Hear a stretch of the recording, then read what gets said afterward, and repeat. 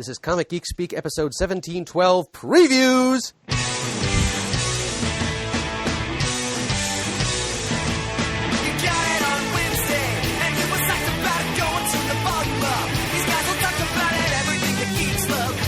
Laser beams, opinions like the seasons on everything you read in comics, movies, games, toys, artists, Comic Geek Speak, Comic Geek Speak, Comic Geek Speak, Comic Geek Speak, Comic Geek. Uniting the world's mightiest heroes, this is... I'm Adam Murdo. I'm Chris Eberly. And I'm Brian Deemer.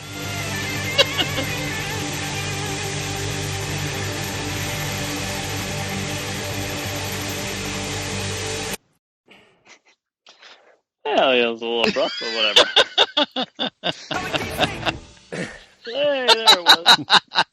We have some technical issues to work out. You know. Yeah, most of them centered in my brain, apparently. Murray, don't sweat it. All right, anyway, hi, everybody. Welcome to our latest Previews episode. We're going to be looking at Previews catalog number 361, the catalog for October 2018, addressing items that will be available to you mostly in December of 2018. And so we'll start running down the catalog and going through our picks, our highs and lows, our thumbs up and thumbs down, and all that good stuff in a moment. But first, a word from this episode's sponsor. And this episode's sponsor, as it is for every Previews episode of Comic Geek Speak, is Discount Comic Book Service. Go to their website at dcbservice.com to find out how they can meet all of your online comic book pre-ordering needs. They are renowned for their peerless customer service and for their spectacular discounts. Every new Marvel and DC release in single-issue form is automatically 40% off. All DC and Marvel trades and hardcovers are automatically 50% off. Discounts are not quite as generous on other publishers. But sometimes, every month, there are specials from a variety of publishers that could be 50% off or as high as 75% off. And then also their famous DCBS bundles, which gives you a chance to buy a whole collection of comics with a certain trade in common for a whopping 50% off. There's a couple of different DC Universe bundles available through DCBS right now this month. There's a DC Vertigo bundle, a Jinx World bundle. There's Marvel's Fresh Start and Legacy bundles. There's a Valiant bundle where you can buy everything Valiant's putting out this month for 50% off. So just we'll be spotlighting a couple of their special discounts as we go through the Previews catalog this month. But yeah, so the discounts are wonderful.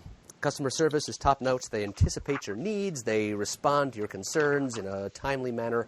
So just head over to dcbservice.com, see about placing an order from them now or in the near future. Especially if you don't happen to be lucky enough to live near a quality local comic shop, DCBS can do everything that such a shop could do for you and then some.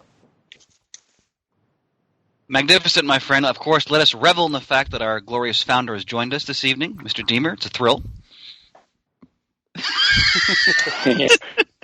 Me, I don't know about for everyone else, but hey.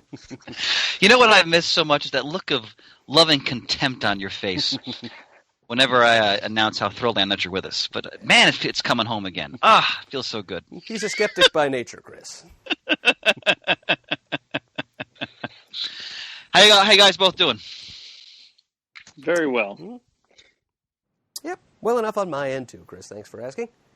Terrific. Well, Murd, we're honored you're in the studio to anchor this episode. Yep, thanks. As I told you before we started recording, I got to kill a couple of birds with one stone with this trip, so all is well. Terrific. Okay. All right, shall we plunge in, gentlemen? Sounds like a plan to me.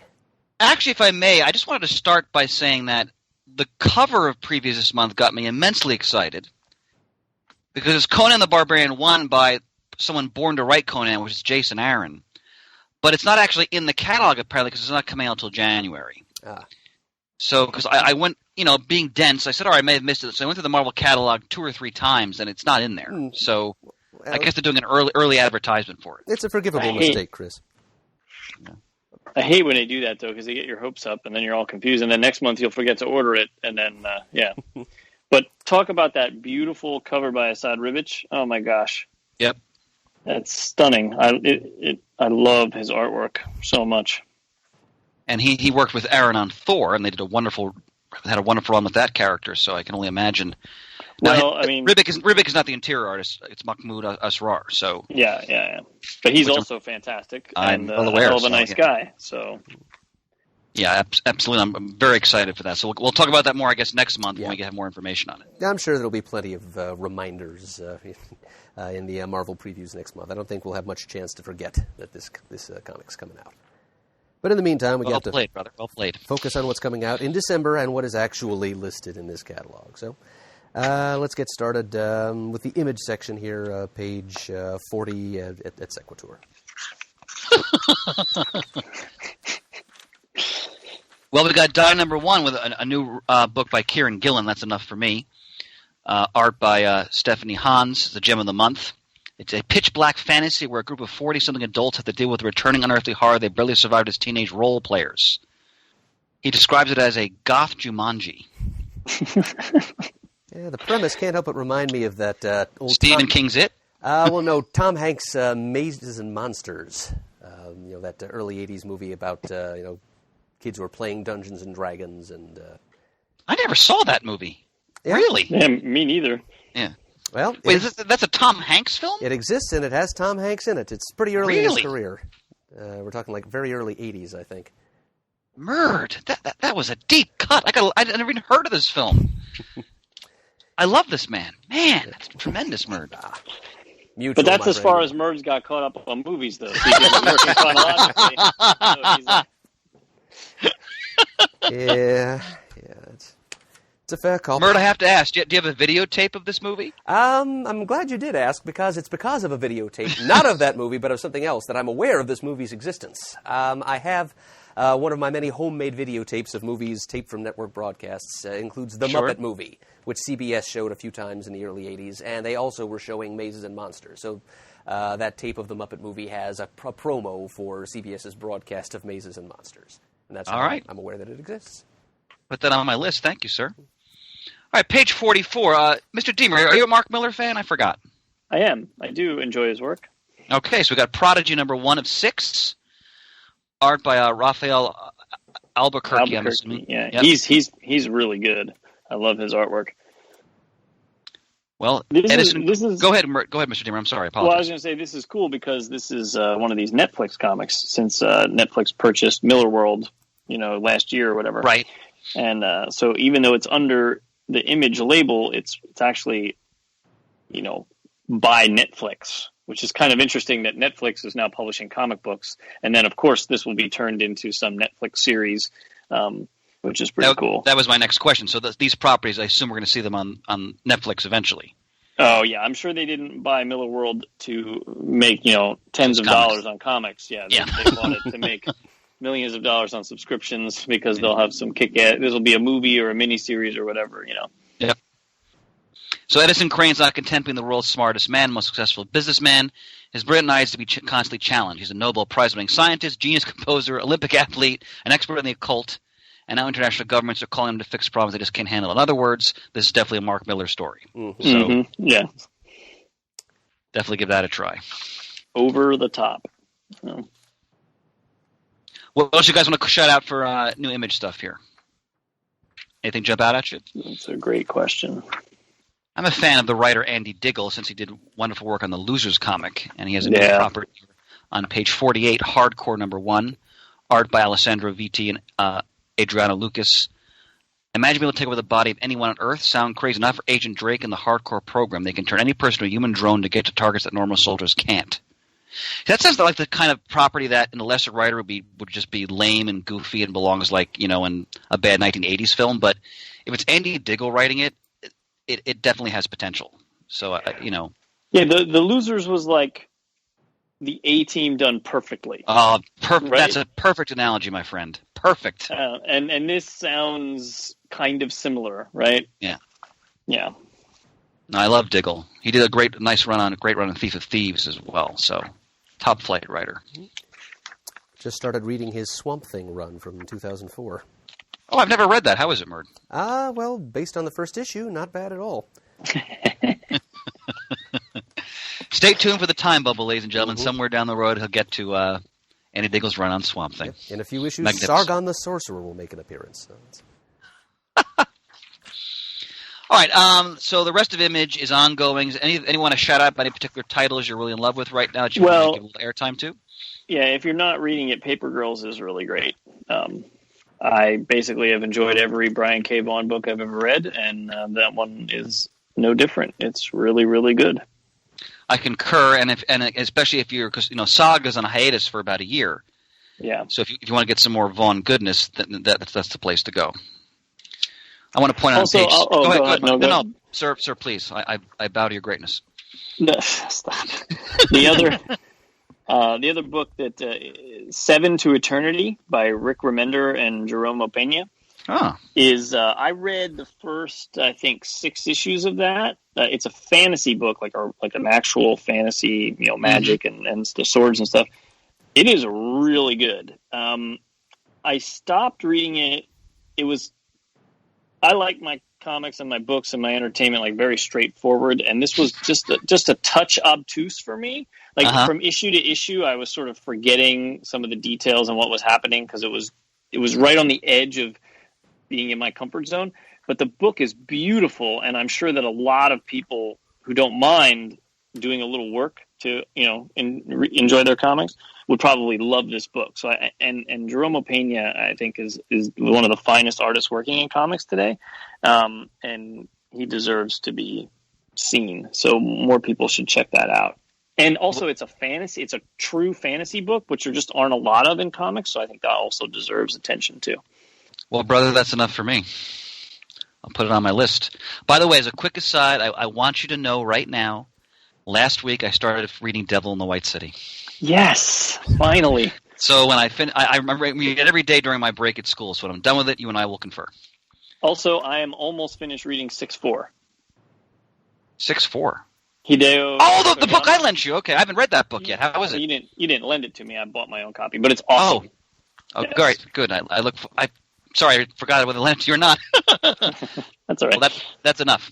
Excellent. I look forward. That's next on my list then.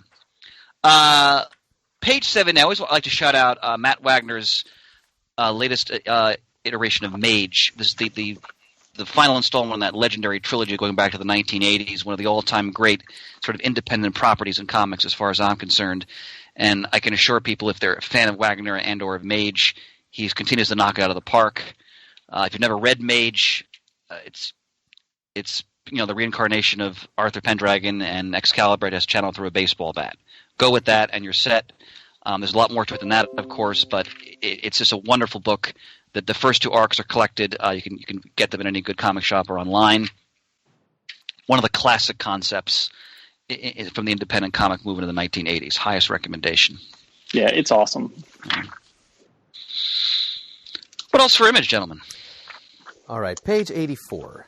Mm-hmm. I have not often been a fan of Eric Larson's Savage Dragon over the years. I mean, nothing against the series. It's just not one that I ever got into back in the early days, the dawn of Image Comics. But for maybe the 3rd time in my life, I'm going to buy an issue of Savage Dragon with number 241 because, as you can see right there on the cover, it features the return of Captain Tootsie. Now, Eric Larson knows his Golden Age comics. He was the one who spearheaded that whole next issue project they did at Image Comics several years back. But he must know Captain Tootsie from having read a bunch of Golden Age Fawcett Publications comics, because that's how I know the character. He was actually created by Captain Marvel creator C.C. Beck, in tandem with his number 1 assistant Pete Costanza, and he appeared in a series of 1-page Tootsie Roll ads. So that's what's meant in the copy, where it says that Captain Tootsie is the preeminent product pitchman, because Captain Tootsie and his sidekick Rollo, in 1-page adventures, they'd rescue kids from different situations by first popping a Tootsie Roll in their mouth to get that burst of extra chocolatey energy, because they were trying to sell Tootsie Rolls like an energy supplement or something, as opposed to just the candy that it is. So, Mert, I just want to clarify something, because this is why one of the main reasons you're so invaluable to this show. I just thought Captain Tootsie was just something that Larson just dreamed up for the issue. So this character actually has a history. Historical character, yes. He's not like a straight superhero, of course. He's an advertising mascot, but still, it's cool that Larson has dredged him out of obscurity because, as I said, he was created by the great C.C. Beck. So I will Yeah. see what Larson does with Captain Tootsie as a government agent that's been sent to capture Malcolm Dragon and drag him back to the United States. And if Chocolatey Candy plays any role in the story, all the better. Once again, I've Professor actually been- Murdo's office hours are posted. Yeah. I've actually been thinking about, going to the library or whatever and picking up Savage Dragon, because I read, the first year's worth or whatever back in 92 or whatever it was, and it was fun. I liked Eric Larson's art because I got used to it on Amazing Spider-Man. But I guess maybe it was last month or the month before in the little Image publication that comes along with previews. They did an interview with Eric Larson, and he talks about how great it is to be able to do long form comics. I mean, 241 issues written and drawn by him, and he said, which I didn't even realize, that Savage Dragon is now generational, because this is not the original Savage Dragon. This is his son, because Savage Dragon got old and passed on the torch, and it's like, well, there's a lot of depth going on there. I don't think he probably knew he was going to do any of that when he created Savage Dragon, because it was just all about drawing awesome stuff and cashing in. But now it's like it's had a chance to evolve into a real story. So I'm actually, I want to dive in and see what's going on there. Not to mention the fact that any creator can maintain a title for that long, creator owned, and he's at the helm of it for 241 issues. I mean, 92 it came out, right, Brian? Yeah. Right? First, so that's a phenomenal, it's an incredible achievement. Yeah. Anything else for Image, gentlemen? None for me. Brother Murdo? I just wanted to mention Captain Tootsie. And mission accomplished. Let's move on to Dark Horse. And Murd Cegis Assembled is grateful that you did, I can assure you. Dark Horse indeed. I got a Hellboy Winter Special on page 92. Ooh. Yeah, we got Fabio Moon and Gabriel Ba of Casanova contributing to that. And then we know there's a new Hellboy movie coming out. Yeah. The actor from Stranger Things, I believe, is going to play Hellboy, the sheriff. I think really? he's a fine choice. So yeah. Let's see here. What else want people to shout out for Dark Horse? There's an omnibus of. Well, if you're on page 1, go ahead, sir. That's it. Go There's an omnibus for Matt Kint's Mind Management, which I'm ashamed to say I've yet to read. And Matt I Kint know is awesome. Yeah, I know you highly recommend that. In fact, I think I have this book in my library. I just haven't read it yet. So, when my kids are older and out of the house, I'll have so much more time to read these types of things. Not to rush life, but there'll be some positives of their departure. So, if you're a Cthulhu fan, on page 101, Jeff Lemire, Black Hammer Cthulhuese. So this is tied into the Black Hammer world, and I just read the last issue of Black Hammer, the latest issue. I won't spoil it, but without question, probably the most exciting superhero comic being made today. Again, part of that because it's creator owned, so he can do what he wants, but also just a reverential take on classic style Golden Age characters, but then really putting it on its head in a very sordid and sinister and tragic way. It's phenomenal. I highly recommend anything associated with the Black Hammer universe. So, spawned by the emissary of a Cthulhu god, Cthulhuese struggles in his teens at school due to her monstrous appearance. Finally fed up with the bullying and abuse, she decides she'll do anything to make herself, quote, normal. Ties directly into Black Hammer. Getting it. Not even a question. Let's see. Back here on page 98, a new miniseries entitled La Guardia, brought to you by Nnedi Okorafor, Hugo and Nebula award-winning fantasy and sci-fi writer whose name has also appeared on some Marvel publications lately. This new miniseries appears to have Lovecraftian overtones. It's using science fiction and fantasy to address things such as travel bans and immigration laws, among other contemporary concerns. And the first issue is available for 50% off at dcbservice.com if you're interested in giving it a try. Also the first issue of Die from Image Comics, the thing that reminded me of Mazes and Monsters. That is also 50% off at dcbservice.com. Thank you, Bird. Outstanding. Take a look on page 110, War Bears hardcover. Written by Margaret Atwood, art by Ken Stacey, forgive me if I'm mispronouncing that. So this is the author of The Handmaid's Tale, a historical fiction graphic novel tracing the golden age of Canadian comic books. Fascinating. Anything else from Dark Horse Brothers? Well, Chris, have you anything to say about the collection of EC Pirate comics on page 120? Murd, as always, we are completely in sync, as I was about to discuss that, but I want to give you the floor, you, Mr. Demon, the floor first, but I would love to talk about it because it's EC, and it looks like it's a new EC archive. So, collecting the complete run of the EC Comics cult classic Piracy, issues 1 through 7 in full color, featuring stories about the violence and cruelty of the pirates that sailed the seven seas. Now, as many people who are familiar with comics history know, EC were the cutting-edge comic books of the 1950s prior to the onslaught of the Comics Code and that whole hullabaloo, which many people I'm sure are familiar with. We've talked about that in many episodes over the years, spotlights and so forth. But prior to all that, the writers and artists of EC were churning out stories that were just far above what the other companies were doing in terms of sophistication, innovation, and just the maturity of the topics. Now, of course, because there's a lot of graphic depictions of violence and gore in some of the stories, certainly for that time period, that's what drew the ire of Seduction of the Innocent and the Senate committee that followed and so forth. But if you're interested in comic book history and just one of the landmark sort of developments of the medium, EC archives are the way to go. So, and they also note on page 120, because a variety of other publications that Dark Horse is making available: Two-Fisted Tales, classic military comics, The Haunt of Fear, crime suspense stories. Great stuff. Highest recommendation. And look at the artists on this: Wally Wood, Jack Davis, Al Williamson. Come on, Reed Crandall. Tremendous. Featuring a foreword by Marilyn Manson, of all people.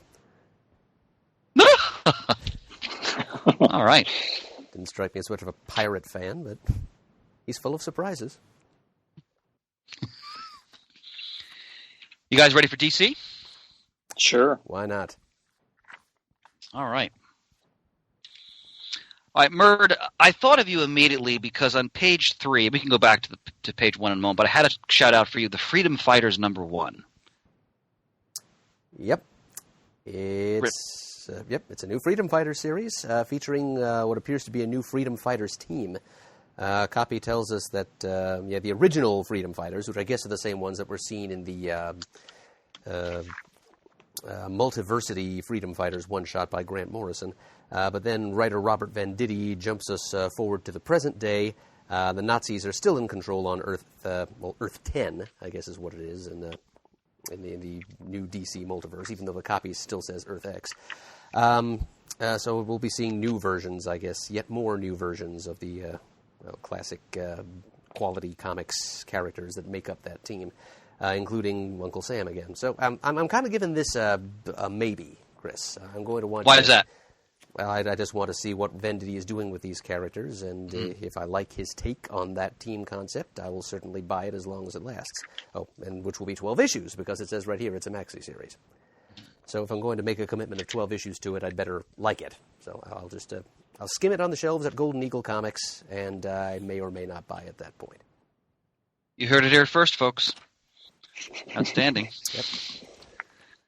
Murd's consumer strategy. All right, so back on page 1, so Scott Snyder's writing a new Batman story, The Batman Who Laughs, art and cover by Jock.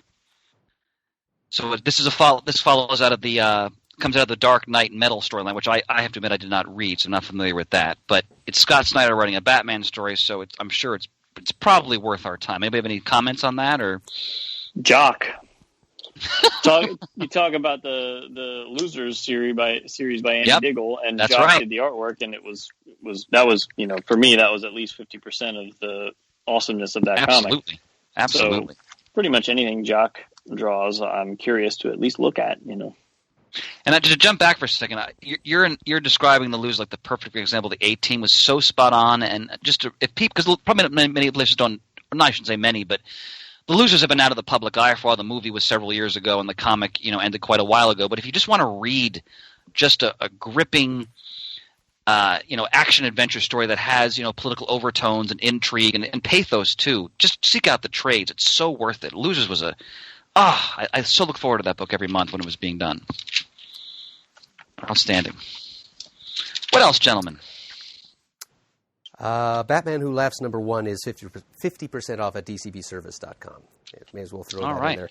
Yep, that as you said, Chris, that does tie into the metal event. It's one of the Batman Who Laughs was one of the dark multiverse Batman doppelgangers that was flapping around for a while there during that event. Mm-hmm. And one of the most popular. He got a lot of votes for the CGS Best of 2017 awards as a new character. And here he is in his own 6-issue miniseries written by Scott Snyder, the same man who created him. And Murd, I've already been thinking about my Best of 2018. Ooh, never too soon. Nominations, absolutely. Always honored when you take the helm on that, sir. All right, for The Outsiders, they're getting a new book written by Brian Hill, art by Dexter Soy on page 2, Batman and the Outsiders. So they're bringing Batman back to helm that team. Looks like we got Black Lightning, Katana. I don't recognize those other characters. I'm sorry. The Signal and Orphan. I'm out of it when it comes to them. Yeah, the Signal is Duke Thomas, who's a youth that Batman has been mentoring lately. So he's the okay. I recognize the name. Okay. And the Orphan is Cassandra Cain, who was Batgirl briefly. Batgirl. Gotcha. In the early 2000s, but in the New 52 DCU Rebirth continuity, she's going by the Orphan. Murd, are you interested in the new Martian Manhunter series on page 5, written by Steve Orlando? Mildly interested. Steve Orlando is a pretty good writer. He specializes in the strange and obscure of the DCU. Right. And we remember Riley Rossmo, the artist. And the base concept, though, we're being asked to accept that John Jones was actually a corrupt law officer back on Mars. You're kind of losing me from go when you give me a concept like that. Now, John Jones is one of the most honorable individuals in the DCU. I don't like to hear that he's starting like that. Plus, it kind of goes against some things we've already learned about him since Flashpoint and since DCU Rebirth. They're telling us it's in the tradition of Mr. Miracle. I think only in that it's a 12-issue maxi series. I mean, beyond that, I don't think they can lightly draw parallels to that particular series. What if being corrupt in the Mars law enforcement agency is actually doing good by Earth standards, right? Because what if he was corrupt in like the reverse way? He was going behind the scenes and undermining. What if the whole organization was essentially corrupt? So this is a way of tricking us into thinking he's going to be the bad guy, but really he's the good guy. Well, it sounds more like you're talking about Bizarro Manhunter than Martian Manhunter, but I'm willing to give this a look on the shelf the same way I'm going to do with Freedom Fighters. So we'll see. I just got a chill from that. That was pure Deemer, just one idea after another. It'll be lost and forgotten in seconds, then a new one will appear. It's thrilling. It's like when Ross Kirby said Jack Kirby lost a bunch of ideas in the fireplace. So that was just a day's work for Kirby. Magnificent. I wanted to point out on page 10, I've been reading about Aquaman ad nauseum and ad infinitum, depending on your perspective, for the past couple of years, as written by Dan Abnett. And it looks like he's leaving the book, and the new writer will be Kelly Sue DeConnick. Now, I've had a policy lately as a consumer, because my budget is limited. When I'm really enjoying a title and a writer leaves, I tend to drop the title just to try something else out. But I've so been enjoying Aquaman, and I know Kelly Sue DeConnick is a fine writer, so I may at least stick around for a couple of issues to see what she does with the character. Seems fair. I think that's legit. Justify it however you need to, Chris.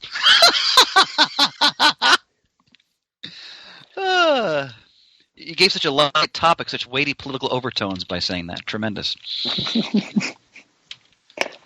You sound like going to cut off like food supplies for people trapped in a siege or something. Magnificent.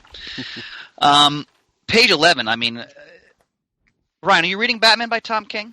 Well, I ordered the trade, which is like issues 51 through whatever, right? Because I really wanted to get on it, but I had missed a few issues, so I was like, you know what? I'll just wait on the trade for this. And it's Lee Weeks artwork, and I love Lee Weeks, so I'm excited to get it whenever it arrives. You'll be quite happy with it. And Murr, notice one of your favorite villains is again being showcased here. Oh, I'm buying every issue that Tom King writes, but I would I'd be buying this no matter who writes it, because, as you say, Penguin. And it's Penguin Penguin in the field, too. He's not just squatting behind one of the booths at the Iceberg Lounge. He's out there with his trick umbrellas kicking somebody's ass. So, yeah, I will definitely be one way or another, I'm doubly on board with this particular arc for that reason. And it sounds like Penguin is forced by events going on in Gotham's Underworld that he has to engage in a temporary alliance with Batman himself. It sounds like he's going against whatever scheme Bane has in place behind the scenes in Gotham these days. Indeed. All right, let's see what else we got here. I also like to point out, just because it's tremendous, on 19, Christopher Priest continues to knock it out of the park with Deathstroke. This is Deathstroke 38. Wow, it's been over 3 years now he's been writing that title. This is Deathstroke ending up in Arkham Asylum. That's enough. It's Christopher Priest writing it. Deathstroke in Arkham. Right. I'm all on board with that. Yep. I've never cared much about Deathstroke as a character, but Priest exploring the Bat villains in Arkham Asylum, yeah, I'm totally buying this entire arc. Bravo, sir. We mentioned last month, page 25, where Murd and I were excited about Grant Morrison writing The Green Lantern. Issue 1 has not come out yet, of course, but I'm sure when it does, we'll talk about it after we read it. But I won't talk about it. Because you don't like Green Lantern, you don't like Morrison, or both?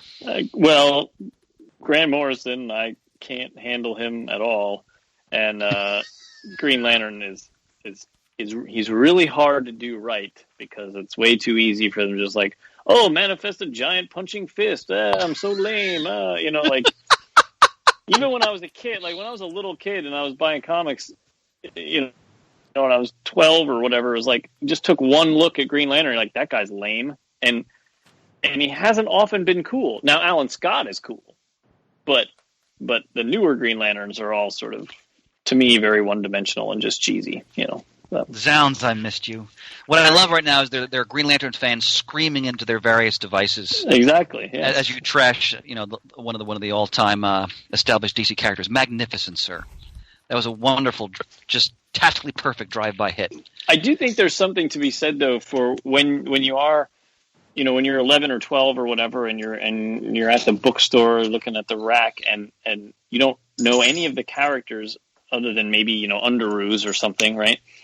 and you see these pictures on the covers, and for some kids the instinct is, wow, that's cool, and for me it was the exact opposite of that. Like, what the hell did I know about cool when I was 11 years old? But I knew that I did not think Green Lantern was cool, right? So I don't necessarily know why.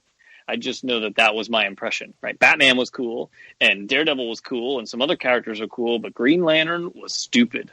That's all I can tell you. And to show how proudly uncool I was, my first pair of underoos were Aquaman. Enough said. Chris Eberle sleeps with the fishes.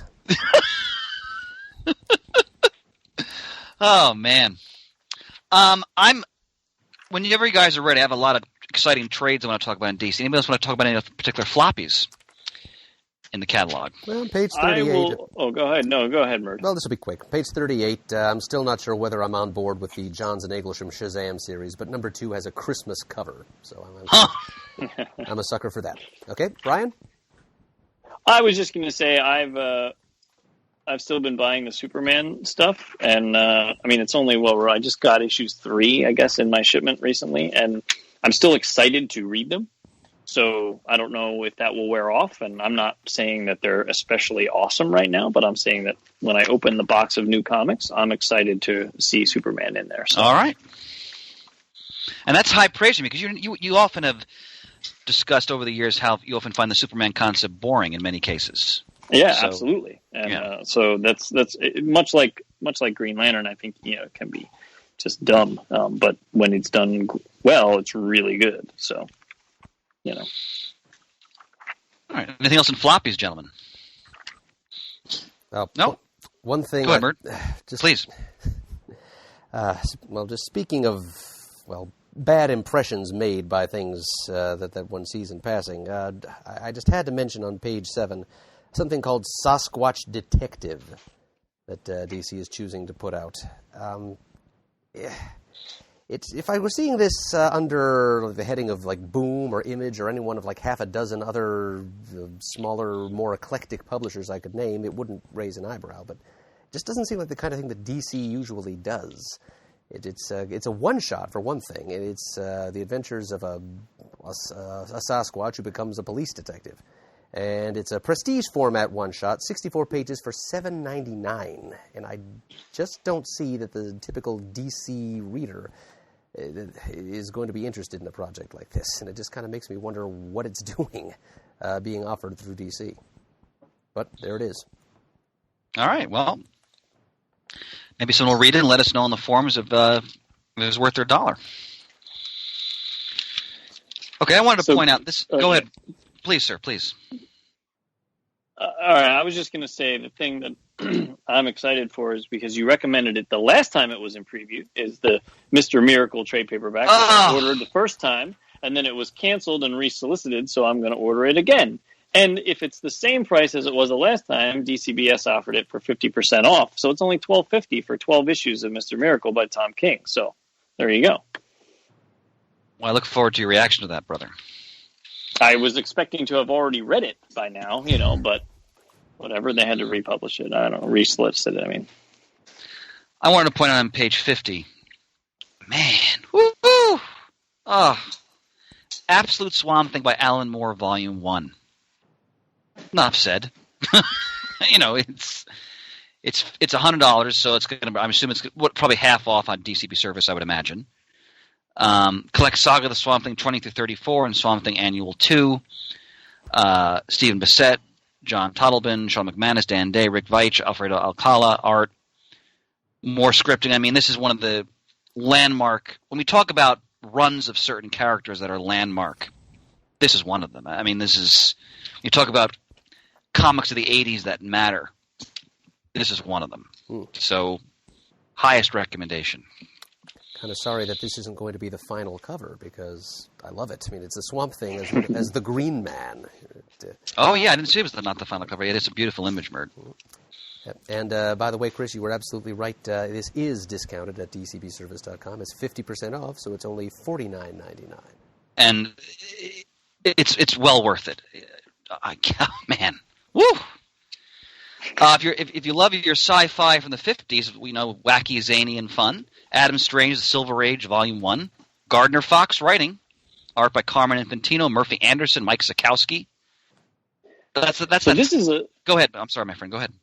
This is a series that I wish that there was a new ongoing series that would, not try to be so connected to the DC universe, but just try to explore the root of the character, but in a modern and interesting, a deeper way, as opposed to, I know that there's some good stuff in these old books, but they're old 50s comics, so they have a cheesy aspect to them that can't be escaped, right? And I'm not a fan of cheese, so I wish that somebody would. I guess there was some Adam Strange stuff in the Wednesday comics, right? And that was that was really good, and that left me wanting more. And I like that would. If there was a monthly book starting, I would buy it immediately. And there was an Adam Strange miniseries some years back. Damn it, I can't remember which creative team was on it. If it's the mid-2000s, like right around the time of Infinite Crisis, I think that was Andy Diggle again. You know what, Mert? Yes, you're absolutely correct. And I remember enjoying that, so you may want to track that down, Mr. Deemer. Yep, seconded. Yep, Diggle doing But Adam Strange. I want something now. I want a new book now. All right. I love the cover by Michael Cho. It's beautiful, though. Yeah, that's awesome. Mert, I'm thinking of you here on page 50. Let's do this for pants. 52! All right. As my voice croaks as I descend into the depths of middle age. So, Batman and the Brave and the Bold, the Bronze Age Volume 2, written by Bob Haney. This roll call of greatness for artists. Jim Aparo, Nick Cardy, Neil Adams. Covered by Carl Kerschel. Now, you're very fond of these stories, aren't you, Mert? I am. Objectively, they're pretty lousy, many of them, but it's just fun seeing the weird and wonderful ways that Bob Haney could contrive excuses for Batman to team up with all these different oddball characters. Now, in the old version, was this called Planet H, or how do they refer to this? Earth H is kind of an unofficial fan designation for the parallel reality where these stories must take place because they so obviously don't fit into any established continuity because Bob Haney never allowed such things to bother him when he was writing stories. So it's Earth H for, for Haney, or Earth B. I think it was more often called Earth B, for Brave and the Bold, and for Bob Haney. I'm going to jump ahead. We can always jump back because I wanted to shout out, I think this is really exciting. On page 56, Detective Comics Before Batman, Volumes 1 and 2. So this collects issues 1 through 26 of Detective Comics, many of which they say have never really been reprinted. So this is all the great, like Slam Bradley, Speed Saunders, and other characters who were premiering in Detective Comics. Fu Manchu, Crimson Avenger, which is going to be in volume 2. Jerry Siegel, Malcolm Willer Nicholson, who was basically the founder of what became DC Comics before he was bought out by Donathan Leibowitz, and he's also credited with basically creating the original comic book instead of when they moved from reprinting newspaper strips to packaging original material. Art by Joe Shuster, Fred Gardner, and the charlatan Bob Kane. So I'm very much in the Bill Finger camp, ladies and gentlemen. And Mr. Deemer, one of your favorite books on page 57, DMZ. Yeah, it's great. Everyone should read it. And I'm hearing our beloved Jamie D calling out from the great beyond, wagging his finger at you. It's so funny because when Jamie first sprung that on me, I was genuinely, and I'm still to this day, I'm genuinely confused because Jamie and I have been friends for so damn long, and I knew that person so well, about as well as his sister or his parents probably knew him, and I don't understand why he didn't understand what a cool concept that DMZ was, right? Like the fundamental, the core structure of the story to me makes perfect sense, and he thought it was the most ludicrous idea ever. And I'm like, wow, I just don't know what to say. That's why whenever we had that argument, it never went anywhere because I couldn't figure out how to convince him why he was wrong, because I don't know. It's like trying to convince a Trump fan, you tell them all the reasons and then they still think you're crazy. So, Well, if you want to go, I don't have the episode numbers handy, but there are some classic exchanges between the two of you over DMZ back then. Probably way too many minutes dedicated to it. All right, on page 62, as Mr. Deemer was mentioning, Mr. Miracle, a trade paperback, resolicited, as you said, $25, 320 pages, worth every penny. What the innovation he brought to the vision he brings here to Mr. Miracle, enough said. Just get it. It's again, Tom King, one of the best writers in comics. Or get it at dcbservice.com, and it'll be worth twice as much for every penny because it'll cost you half as many pennies. And new Teen Titans Omnibus on page 63, Omnibus Volume 4. These were such tremendous comics from the 1980s. What Wolfman and Perez. And this is one of Peter's favorite artists, Jose Luis Garcia Lopez. Just one of the great team books of the 1980s. What else do you guys want to shout out for DC and trades and so forth? Anything in particular? Don't think so. Nope. I want to mention on page 69, I never read it, but I know the Wonder Woman run by Brian Azzarello and Cliff Chang got a lot of praise. In fact, when my store was open, Cliff Chang was gracious enough to appear at one of the Free Comic Book Day events, and he did a wonderful sketch of Wonder Woman. But this is the whole run. So $125. I'm sure, again, Myrtle confirm it's discounted at DCB service. So that's the new 52 Wonder Woman. All right. Yep. Next up is IDW, gentlemen. Yep, that Wonder Woman hardcover is 50% off, so $75. Thanks, bro. All righty. Now, what about as we noted before, IDW, Disney has farmed out some Marvel sort of youth properties to IDW. So they have an all-ages Spider-Man book and all-ages Avengers book, which is interesting. I'm so confused by this. Like it Clutching made his cranium. sense. Yeah, it I could understand years ago when they first started doing the giant, what the hell do they call them, when they do full color scans of the original artwork, right? The artist editions. The artist editions, right? And so IDW did the first one of those, and then they decided to do a couple that featured some old Marvel work, the Simonson one, the Gru one, and was like, all right, that makes sense that's under IDW's umbrella because it was their idea. They did these big things. Cool. Disney owns Marvel, and now they're letting IDW publish their book. The business dealings and the contracts, man, they really rule the world. Because no one would ever. This would not make any sense in any universe that we could think of, right? Why the hell would they put any money in IDW's pocket when they're a direct competitor to themselves? It's so weird. I love when your sense of order flails majestically at the disorder of things. Tremendous. Speaking of majestic, page 145. This for me is one of the most exciting books in this previews this month. Rocketeer Reborn, #1. Art by Javier Pulido. Just for that. I don't even know who that is. Javier Pulido? Yeah. He did great work on Human Target. I just love his style, his sensibility. The cover though makes it look like an Archie comic.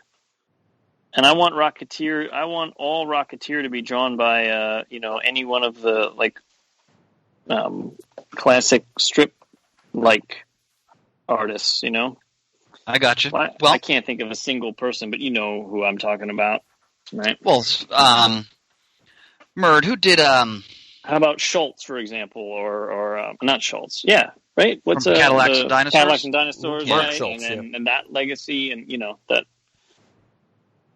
I hear that. No, I can understand that, but let's see what they do with it because it's an interesting concept. Because the Rocketeer jetpack has resurfaced after 80 years, and how several people are going to be drawn to it, and I'm really interested to see what they do with it because I love the original Rocketeer stories. I love the movie, so I'm interested to see where they go with that. Murd, I was thinking of who drew the classic Power of Shazam series. Oh, well, that was Jerry Ordway, Peter Krause, Mike Manley. Peter Krause would be great. I think would also suit your sensibility, Brian, for Rocketeer. So, all right, what else for IDW, gentlemen? Let's see, page 147. There's a one-shot called Transformers Historia, which is apparently a 48-page one-shot retrospective looking back on 13 years of IDW Transformer comics, which the solicitation copy has given us to know have come to an end. If that means that they've lost that particular license, or they're just trying to reboot everything, or what. But this one-shot is a look back in Energon, you might say, on 13 years of IDW Transformer comics. And this opposite. Go ahead, Brian. Well, speaking of Transformers, has everyone seen the preview for Bumblebee? It absolutely looks like the best Transformers movie ever. I have seen the preview. It did look fun, yes. So I haven't watched any of the Transformer films except for the first one, so I can't comment on any of the sequels. But same here. It did look a lot of fun. Yep. I thought the first one was so stupid I couldn't bring myself to muster a modicum of attention for anything that they've done since then. But a solo picture for Bumblebee might be better. Well, the great part about it is Bumblebee is actually a Volkswagen Beetle, which is correct, right? And so it just looks like the Transformers that we grew up with, which is what, of course, we wanted to see, which is not quite what we got, right? Too true. So, yeah. So is this going to be a reboot, Brian? Are they going to start over with Bumblebee? I have no idea. I was totally unexpecting it. We were in the theater for, I don't even remember what, and the trailer comes on, and I was like, man, that looks like Bumblebee. Man, that's what I want. I want a Bumblebee movie. Come on. And then it turned out it was a Bumblebee movie, and it was like, you're seriously giving us a Bumblebee movie? That's fantastic. So that's all I know, right? I absolutely don't know anything about it. I want to point on page 162, League of Extraordinary Gentlemen, Volume 4, The Tempest, Issue 4. I've only read Issue 1. It was tremendous. Allegedly, this is Moore's last League of Extraordinary Gentlemen yarn. Cover's great.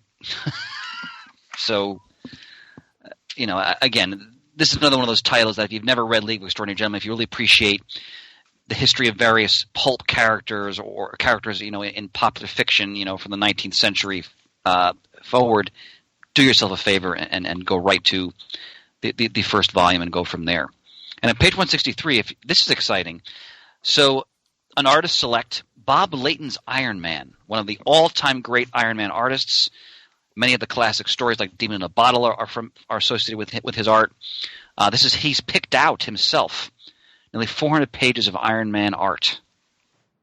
So that's exciting. That's interesting. I'll be very curious to see what Bob Layton thinks of, is his best stuff, because Bob Layton probably thinks everything he's ever drawn is his best stuff ever, right? He's a fun guy to sit and talk with, but he's full of himself. You heard it here first, folks. I mean, a lot of artists are. Artists either hate their work or they love their work, right? It's kind of you get 50-50, right? And he clearly falls into the camp of I love my work. I may have misspoke. This is not an artist edition per se. This is like I have right on my desk here, the Artist Select Series, The Incredible Hulk by Herb Trimpe. So this is actually going to be high deluxe quality reprints of complete Iron Man stories in color. Okay. So, all right. And the Herb Trimpe edition I have is gorgeous. So this, if you're an Iron Man fan / Bob Layton, this is going to be worth it. But it's not going to be cheap because I'm sure DC British Service can probably discount this so much. But the Herb Trimpe book is a beautiful edition. Ready for Marvel, gentlemen? Sure. Yep, the DCBS price is $93.75 for that Bob Layton Select. Yep. Yeah, they're probably not even making much money on that. So, because those books, I mean, they're beautiful productions. I'm not poo-pooing them because they have to be expensive because they're very limited, but they're gorgeously produced. All right, I'm really psyched for the wedding here of Ben and Alicia on Fantastic Four #5, which the legacy numbering is the 650th issue of the first family of comics. And two remastered variant covers by Kirby. I'm sorry, Murd, go ahead. More propers to Marvel for resisting the temptation to just revert to legacy numbering and then reboot from a #1 again every chance they get. So they're starting to learn their lesson. And go ahead, Brian. Go ahead. I just read Fantastic Four #2 today, and it was awesome. Yeah, I loved it too. I read it as well. I'm totally enjoying that book, and the artwork is so good. Yeah, Stan Slott. What I love here, they say, because I'm sure they're reacting to Batman, no bait, no switch, not a dream, not a hoax. And we swear not a single scroll around. This is really happening. All right. Fantastic. And there's also a wedding special #1 as well. Go ahead, Mert. You better not pull that football away from us, Marvel. And check out on page 7, Brian, the variant cover by Alex Ross for this issue. Yeah. Oh, man, it's a hell of a cover. And I feel foolish saying this because I didn't know, I totally forgot that Ben Grimm is Jewish. Yeah, I didn't remember that either. And that makes perfect sense because Ben Grimm is basically Jack Kirby. So yeah. That's a wonderful touch for the character. Yep, I think nicely done. It was Carl Kiesel who established finally that Ben was Jewish. And then that makes perfect sense. Have you ever read Dan Slott's Thing series? No, I've heard it's great, Murd, but I've never read that. Yep, well, there's more treatment of his religious heritage in that series, too. I'll have to check that out. All right, so Killmonger is getting his own miniseries, issue 1, written by Brian Hill, art by forgive me if I mispronounce this, Ferreira. They're kind of like, again, they're going with the movie, so this is not like Don McGregor's Killmonger. But that might be interesting. I love the character. I'm excited on page 15. It's Kyle Higgins. Kyle Higgins. Yep. Who wrote Cal on Hadrian's Wall, a writer we always rave about. And he's treating one of my favorite characters, the Winter Soldier. So I'm extremely excited for this. Great character concept. One of the few characters they brought back from the dead where I thought it was done well because it was Ed Brubaker, so of course. And it's Kyle Higgins, so I'm all over this. Very excited. The variant cover by Sienkiewicz. Oh, terrific. Murd, how do you feel about the Defenders here? Seems skippable to me. And it's just another Trademark, Murd. Yep, it's another series of modestly overpriced one-shots. It's just like a quick mini-series event, basically, and at $4.99 each. If it were the start of a new ongoing Defenders series with these characters, then yeah, I would certainly be pricking up my ears. But as it is, don't think I need it. Fair enough. Page 27, Miles Morales is getting a new title to himself. Great character, although I haven't kept up with him lately. But I want to read that just because the writer's first name is Saladin. Mm-hmm. That's awesome. Yeah, he's a pretty skilled writer too. I mean, he's writing the current Exiles series. He did an Inhumans miniseries a little while ago. Yeah, it says he won the Eisner for Black Bolt, best new series. Yep, there it is. Which I'll have to read that. I didn't even know that. Magnificent. I want to point out, by the way, that we totally skipped over X-Men: The Exterminated. I guess nobody cares anymore. It's hard to, Chris. It's hard to muster the enthusiasm. Yeah. On pages 10 and 11, spinning out of that, there is another new X-Force series with a classic lineup. We've got Warpath, Cannonball, Domino, Boom Boom, and Shatterstar. No Feral, I noticed, but we do have X-Man, who is the Age of Apocalypse version of Cable, right, and Deathlock for some reason. That intrigues me. And they've all gotten back together again because apparently Cable is dead for the moment as a result of this the exterminated thing, and so they're all going out for vengeance or something. But see, I can never look at Shatterstar the same way again after the way he was disposed of in the second Deadpool film. I'd already forgotten about that, actually. Yeah, but that scene. I was like, oh, I can't believe they're doing this. It's so cool. They got all these people, and then in 4 minutes they were all gone. Brad Pitt is the Vanisher. But then in the end credits, they undid everything anyways, and wibbly wobbly, timey wimey. But if you want to try the new X-Force, it's 50% off at dcpservice.com. Now, Murd, there's a variant cover by Rob Liefeld, so hey. No doubt, free of ankles. All right. Murd, on page 33, have you been reading Infinity Wars? I've been buying it. Okay. I haven't even been skimming it, actually. I kind of want to preserve the surprise. Fair enough. I look forward to that down the road then, to hear from you. Anybody can read the Uncanny X-Men relaunch starting on page 38. Well, I ordered it started last month. You did? Okay. I did. I'm interested to hear what you think about that then. Because as I mentioned before, I love these characters, but I can't get back into it for some reason. Every few years, I get excited about X-Men, and then I drop off for a while, and then I care again. Well, they seem to be taking the Amazing Spider-Man approach here, where instead of several different X-Men titles, they're giving us a single one on a weekly basis for a couple of months at least. Yeah, I think they said it was like a 10 or 12 issue, weekly event or something. To kick it off or whatever. And then ramp it back down to a more reasonable frequency of like once a month? Well, I hope so. I mean, I'll find out, right? And then that'll decide whether I cancel it or not. Yeah.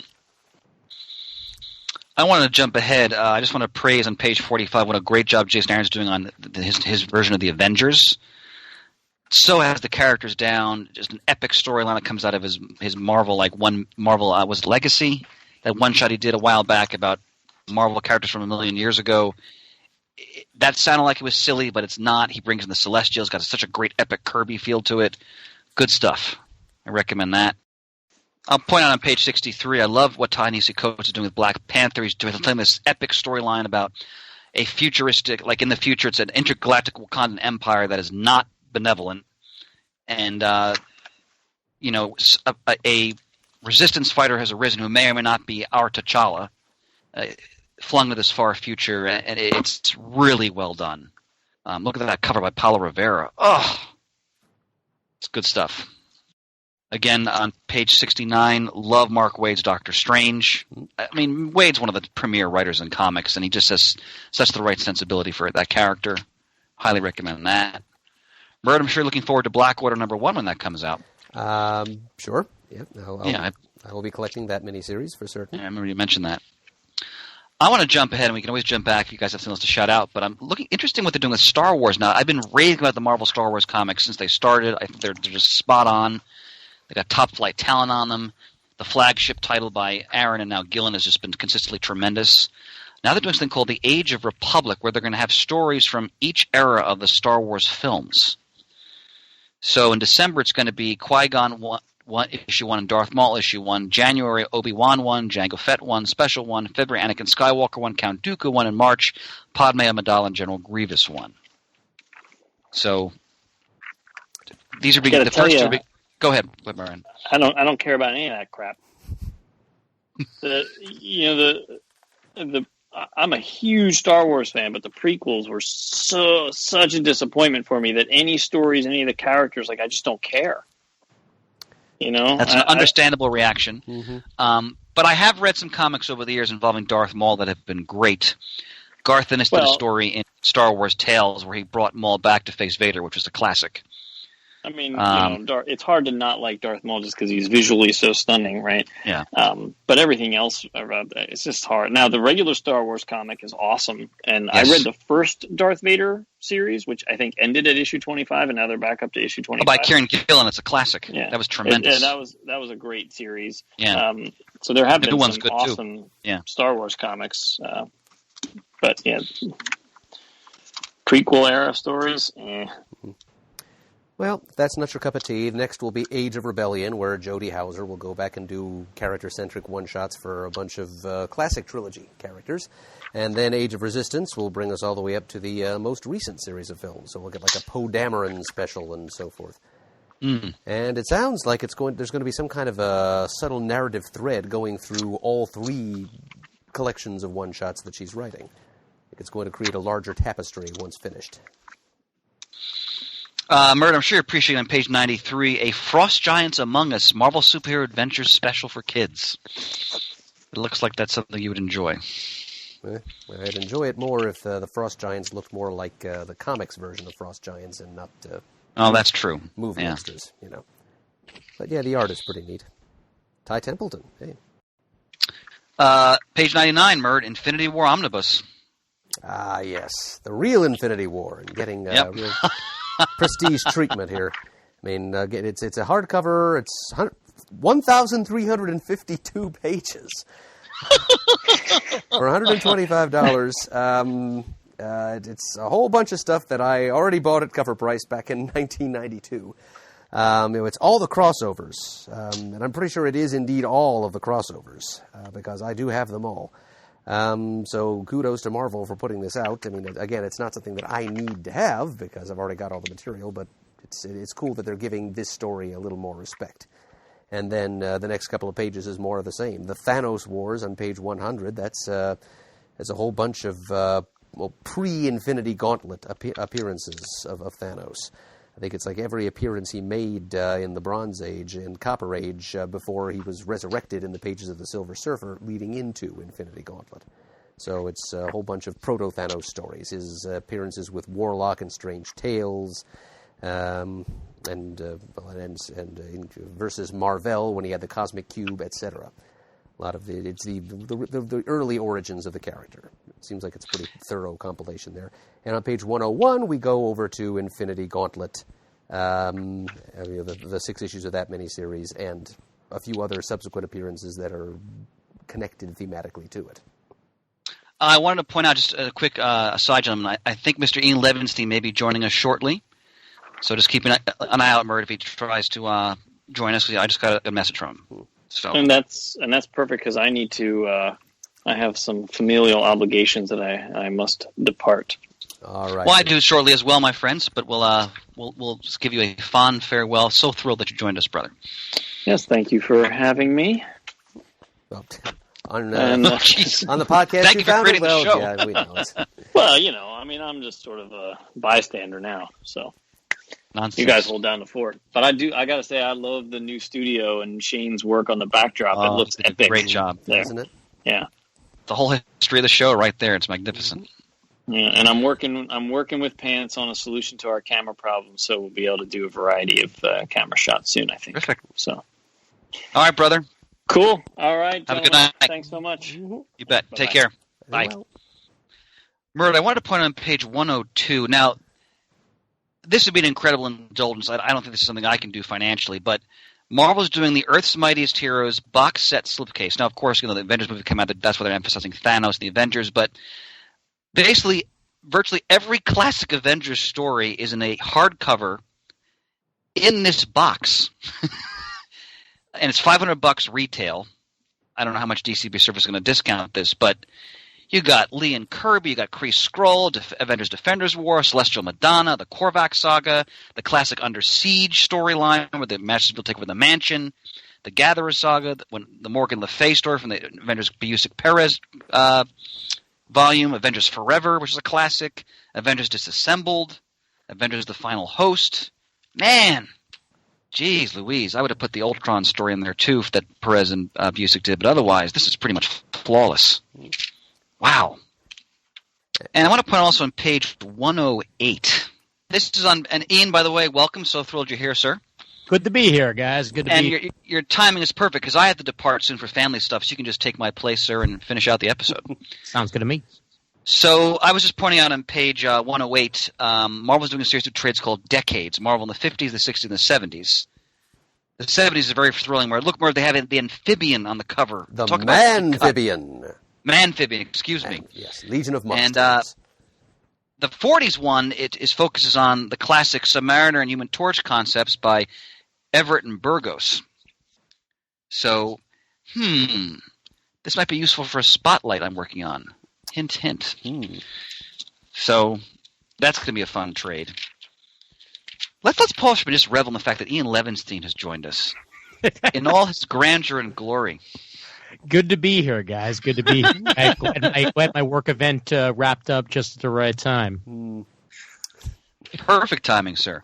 Ian, we're going to move on from Marvel. Anything from early in the catalog you wanted to shout out that maybe we didn't address, you just wanted to further expound upon?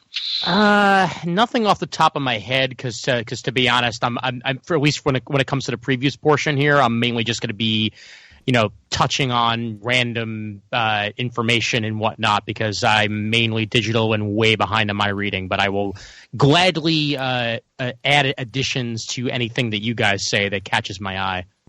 Sure. All right, Murd, you ready to go into Dynamite? Well, I'm ready if the rest of the company is. All right.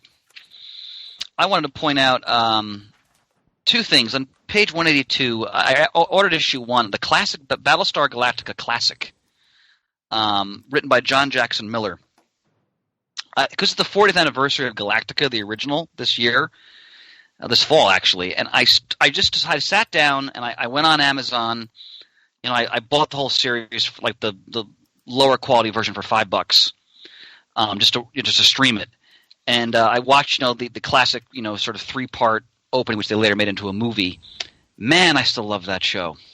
God, it's still so much fun on so many levels, and very dark in its own way. I mean, they could only do so much in 1978 on TV, but it holds up, man. I've only really watched the newer Battlestar, so unfortunately the older goes over my head. But I do know that there is definitely a certain old school pastiche that I appreciate about the designs of the Battlestar, the original. Well put, sir. Well put. And now the new Battlestar Galactica for me is one of the greatest television shows of all time. I think it's just a masterpiece. The old one, it's that great.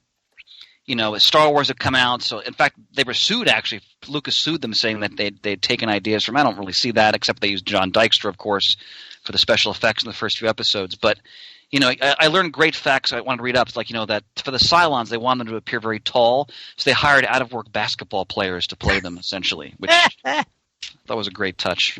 But on page 183, Barbarella: The Holiday Special. Wow. If there's a character that deserves a holiday special, I guess it's Barbarella. That's great. I see here one thing that I will call out. Did you guys happen to mention issue 1 of Betty Page last month? We mentioned it briefly, yes. Okay, because that is by far something I never really expected to see in comic book form. Betty Page dealing with aliens, but now I have. So. Go figure. You gonna get it? You gonna read it, Ian? I'm definitely considering getting it in trade. Yeah, All right. It just seems like it's so out there and weird that I may just have to give it a shot. I look forward to your report, sir. Sounds good. Gentlemen, if you don't mind, I'm just gonna jump in and shout out a couple quick things, then I have to depart. If I may, is that all right with everybody? Yeah, go ahead. All right, terrific. Jumping ahead to Boom, I'm very excited by this. They've got on page 211, Planet of the Apes: The Simian Age. Now, last month they solicited a one-shot. It's $7.99, 40 pages, a variety of creators. Matt Kinn is enough there. Last month's one-shot was focusing on humans living throughout the various epochs of Planet of the Apes. This is the apes. So I'm jonesing. I so love Planet of the Apes. I'm definitely getting this. I mean, Matt Kinn's one of the writers. So I'm very excited for that. I'm also ashamed to say I've yet to watch the last Planet of the Apes movie that was done with Woody Harrelson. Actually, did anybody see that? No, I have not watched any of the new Planet of the Apes movies. It's one of the few franchises I haven't really jumped into yet. Okay. But I look forward to sort of marathoning all four of them at some point just to see how that turns out. Now, have you watched the originals? I've watched, I definitely have watched the original. I haven't watched any others than that. But Damn You All to Hell, I've definitely watched the first one. Well, of course. Well, if you ever watch the rest, I'd love to discuss them with you. Cool. So, I also wanted to point out a couple things. So on page 261, Betty and Veronica issue 1. If you're an Archie fan, as the subtitle here says, Senior Year Begins. So I've heard the Riverdale show is fun. I haven't watched it. I did get Archie 1941 #1. I have not read it yet. It's on my pile. I'm looking forward to checking it out. That's a Mark Waid scripted book as well. So enough said there. I also wanted to point out. Go ahead, Ian. What? Oh no, I didn't actually have anything to add there. Go ahead. I thought you let out a euphoric outburst of some kind. No. That was a squeaking noise made by two microphone cords rubbing together. So apparently they were euphoric microphone cords. I don't know. Hard to tell. Murd, man, God, my life would be so much less if you weren't in it. Holy mackerel. Just transcendent. Sorry, I'm turning pages frantically because there was something else I wanted to shout out, and I can't remember where the hell it is, but hopefully it'll turn up. Well, Tomorrow's Publishing. I always like to give them their moment because it's Tomorrow's Publishing, and no one captures the history of comics better.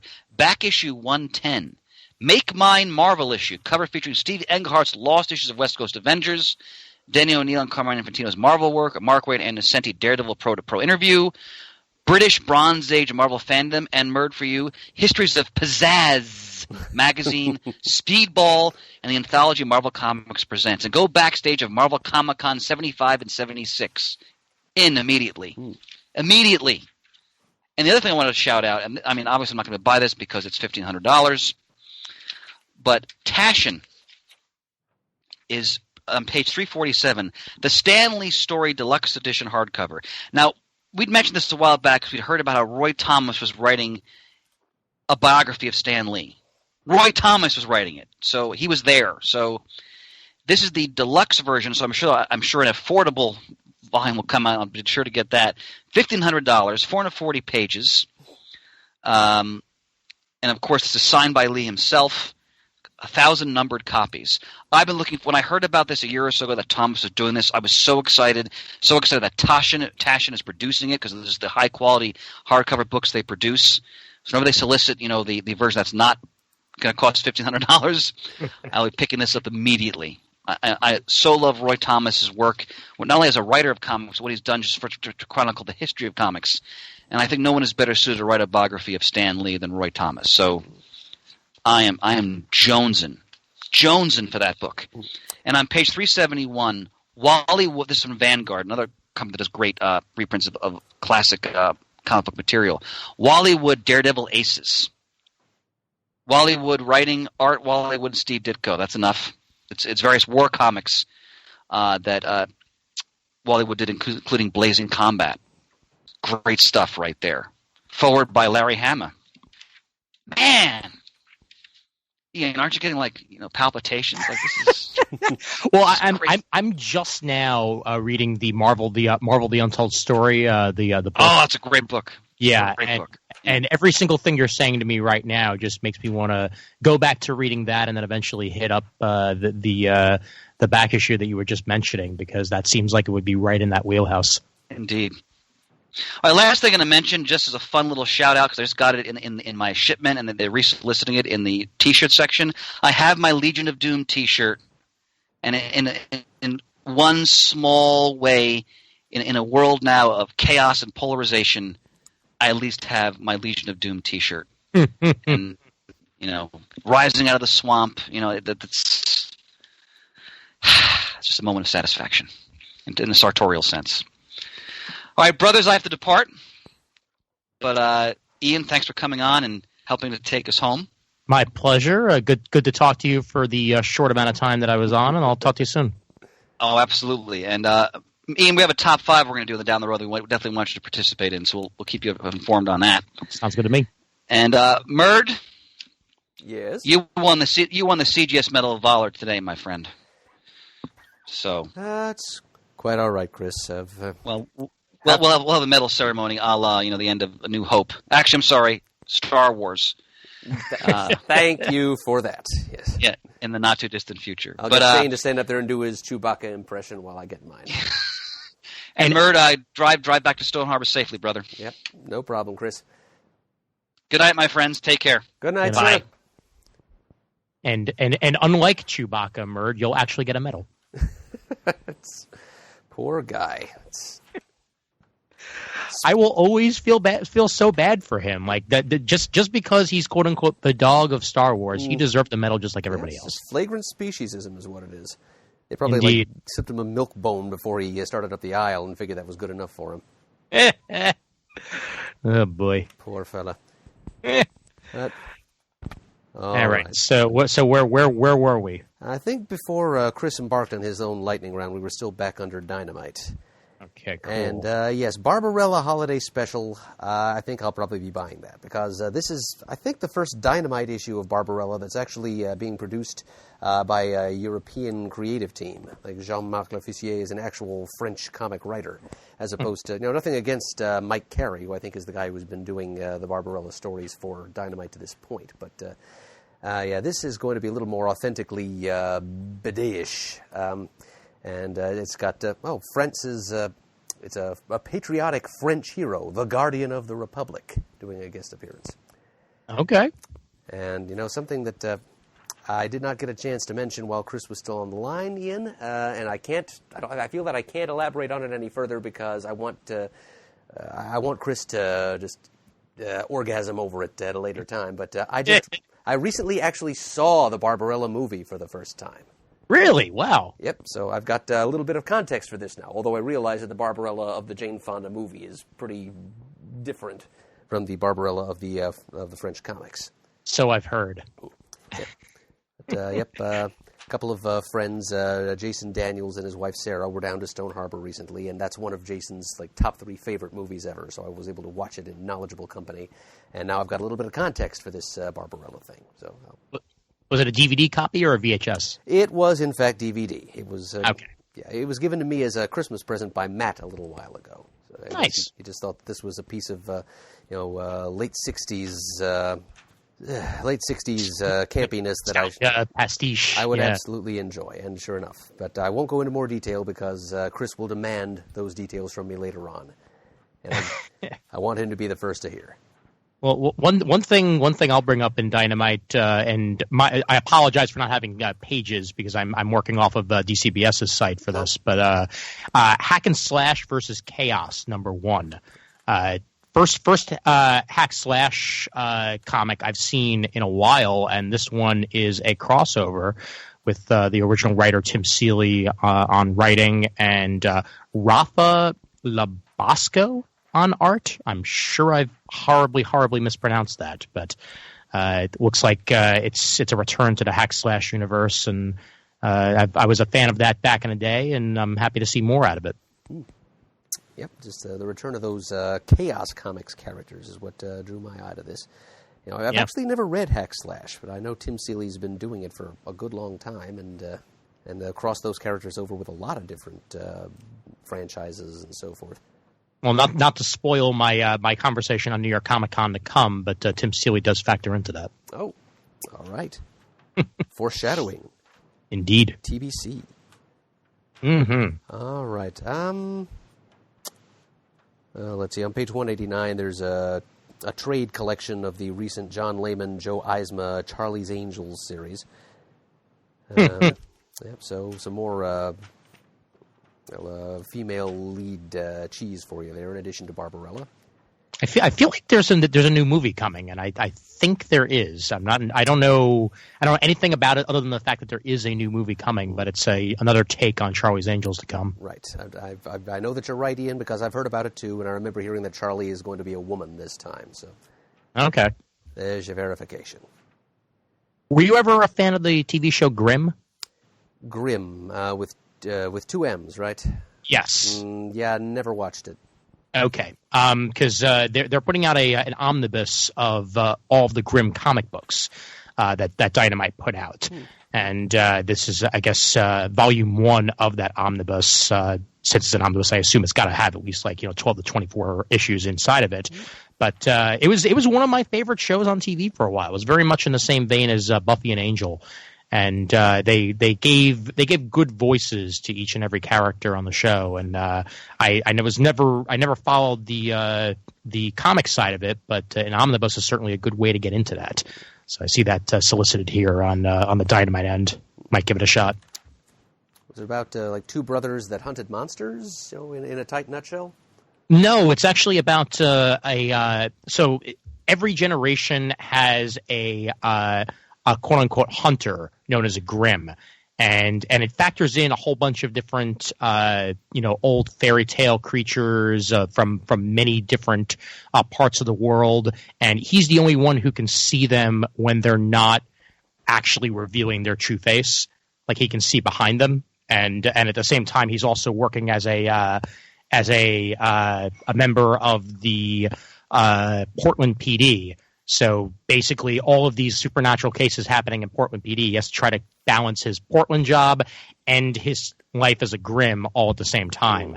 And that leads to some major complications. But he very much has a whole Scooby Gang-esque crew working with him, and that's really what made the show for me. All right. I might have been conflating it with Supernatural, and that's where I got the brother angle. Or maybe the brothers Grimm, it just kind of follows. All right. Shall we move on to Boom Studios? Sure, go ahead. Yep, that's the last major publisher that's been spun out of the back of the book to have its own section.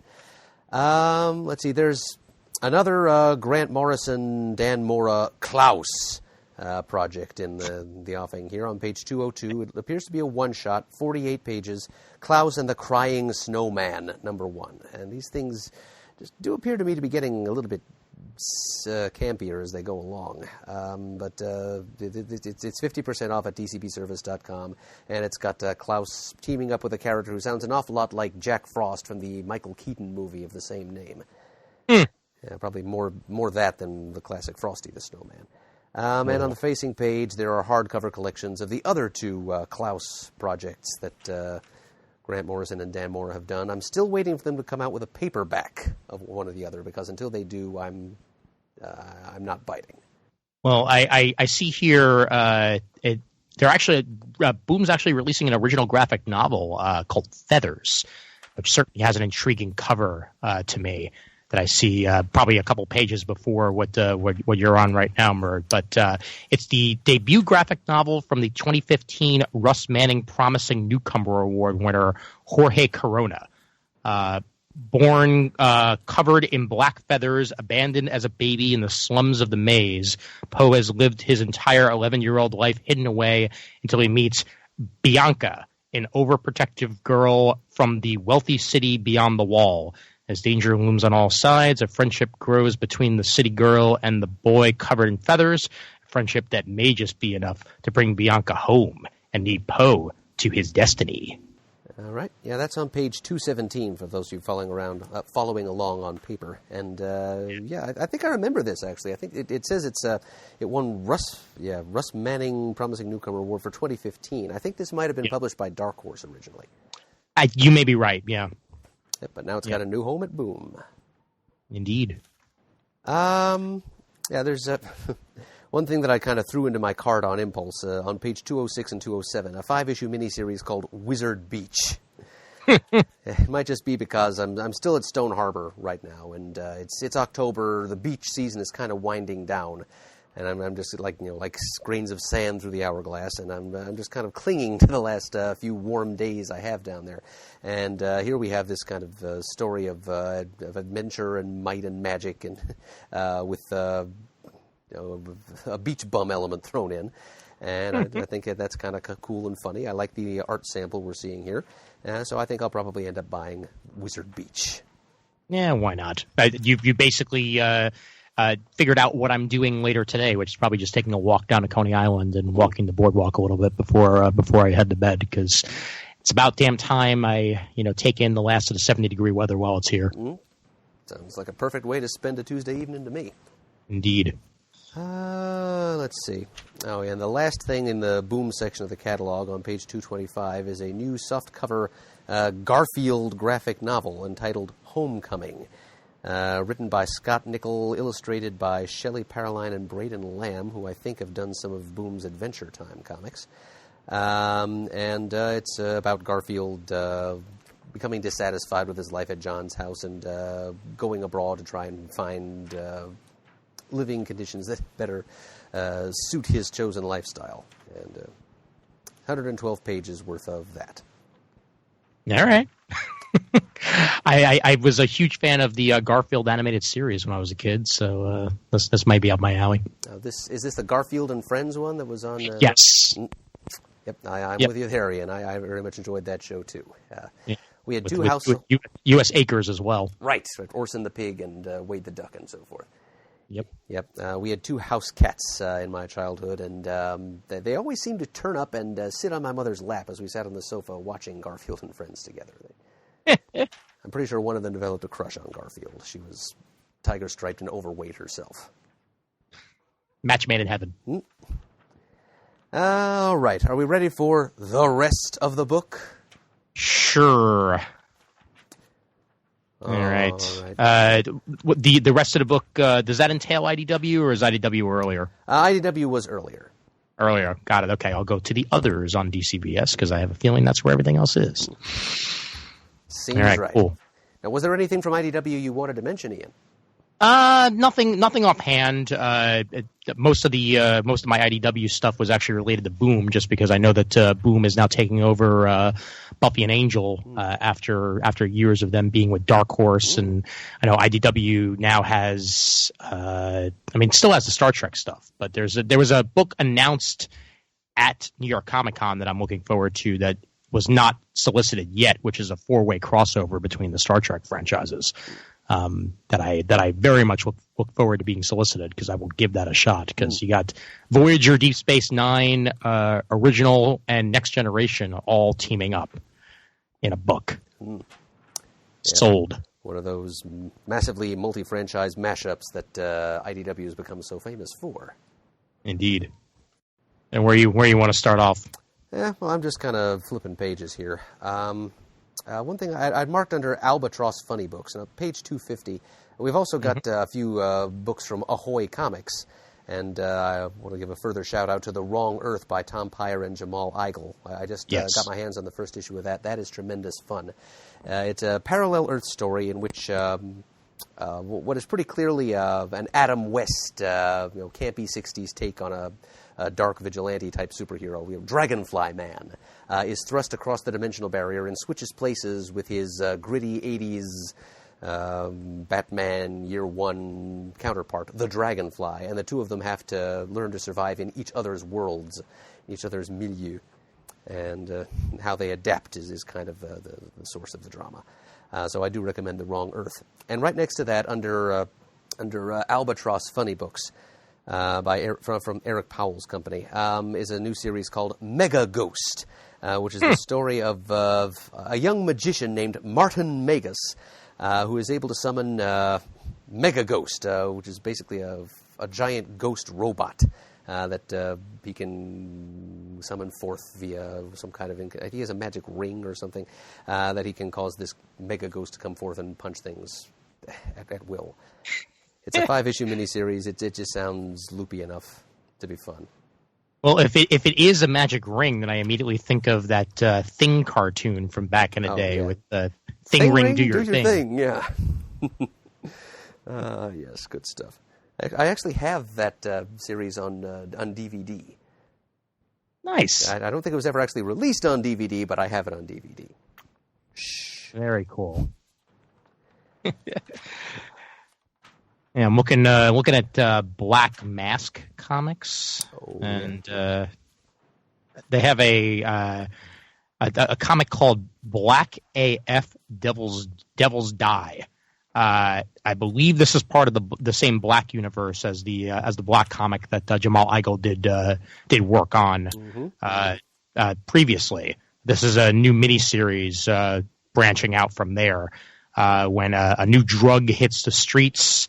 And for regular people, it has all the heights and none of the lows of traditional drugs.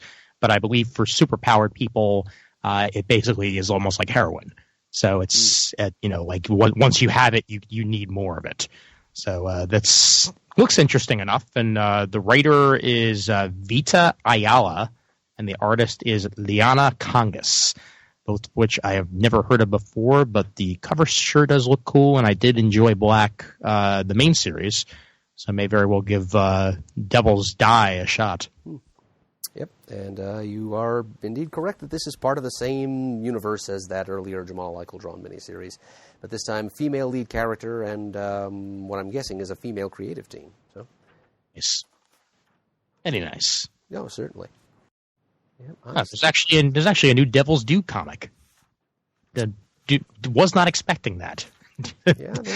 Devil's Due Publishing is one of those creators that I thought had sort of gone by the wayside, but apparently Lovetown #1 is out this month out of Devil's Due. So let's wonder what that's going to be like. It's clinging to life, and it appears to have formed a symbiotic link with First Comics. Another publisher that absolutely did cease to exist a while ago, but has apparently returned. Yeah, go figure. It looks like it's and this book is created by two actors, John and Matthew Wan from It's Always Sunny in Philadelphia and Arrested Development. So that's interesting enough. And the first issue follows up on an issue 0 that was released in November. But it's a detective story and intriguing cover, so I am curious. Let's see. Next thing that piqued my interest was all the way up on page 330 and 331. That's Oni Press.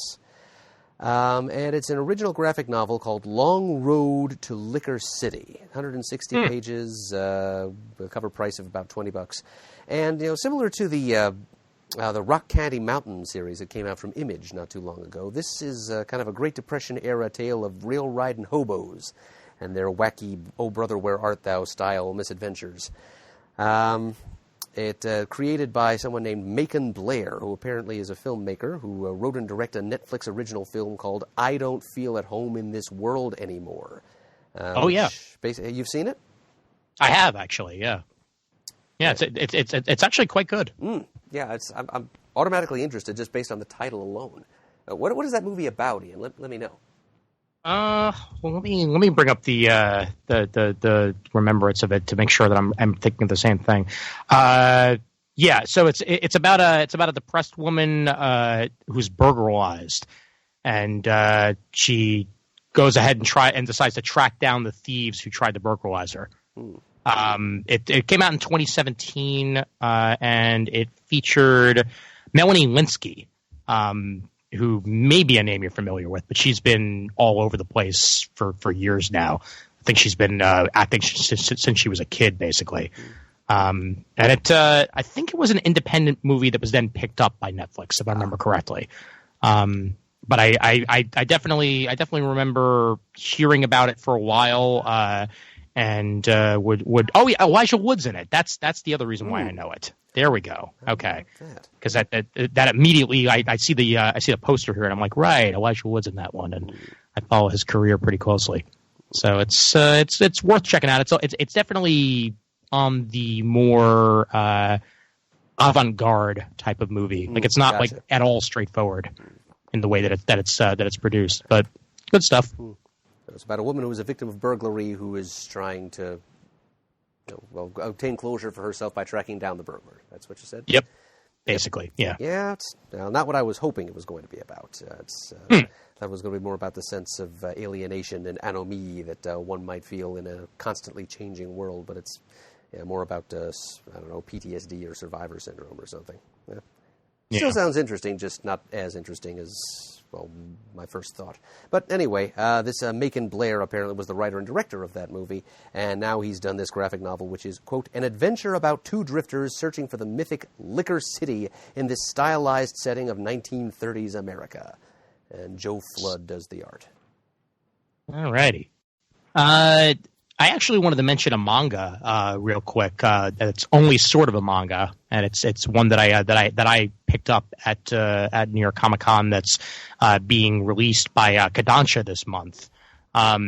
It's actually a new Ghost in a Shell comic called Global Neural Network, and this is being done entirely by American creators. So similar to what they did with the Attack on Titan anthology that came out last year, they're now doing the same with Ghost in a Shell. And our mutual friend Brent Schoonover does the art on one of the chapters of this. I know that Alex DeCampi is working on the writing for one of the chapters, and it's basically just a whole bunch of people who have been fans of Ghost in a Shell for years getting a shot to do something that isn't fan fiction. So it certainly has my eye, and I like I said, I went ahead and picked it up at the con and got it signed by a few of the creators, and it's on sale for 30% off on DCB service this month at $20.99 versus the $30 it would cost you otherwise, and it's certainly worth a go if you're a fan of Ghost in the Shell. Sounds like a neat project. There's a bunch of American creators getting a chance to take their stab at a Japanese classic. Indeed. Let's see. I don't have too many other things to mention here. But also from Oni, page 333, there's an omnibus edition of a series that I remember. I'm not sure which publisher had it the first time around. It might have been Image. It's called Guerrillas. Now, in proper Spanish, the word guerrilla is supposed to be spelled with 2 R's and 2 L's, but it's a single R on purpose this time because it's a pun with gorilla, because that's what this is about. It's about guerrilla soldiers, Gorilla, like simian, like chimps and apes in battle fatigues, wielding machine guns in the Vietnam War.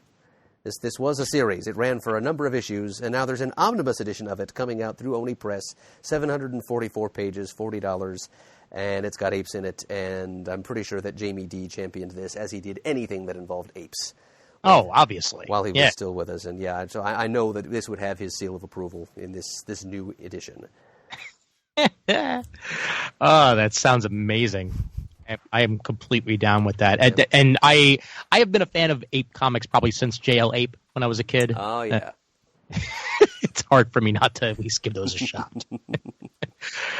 I have one from, actually, what was the publisher? I believe it is Starburns, if I'm looking at this correctly.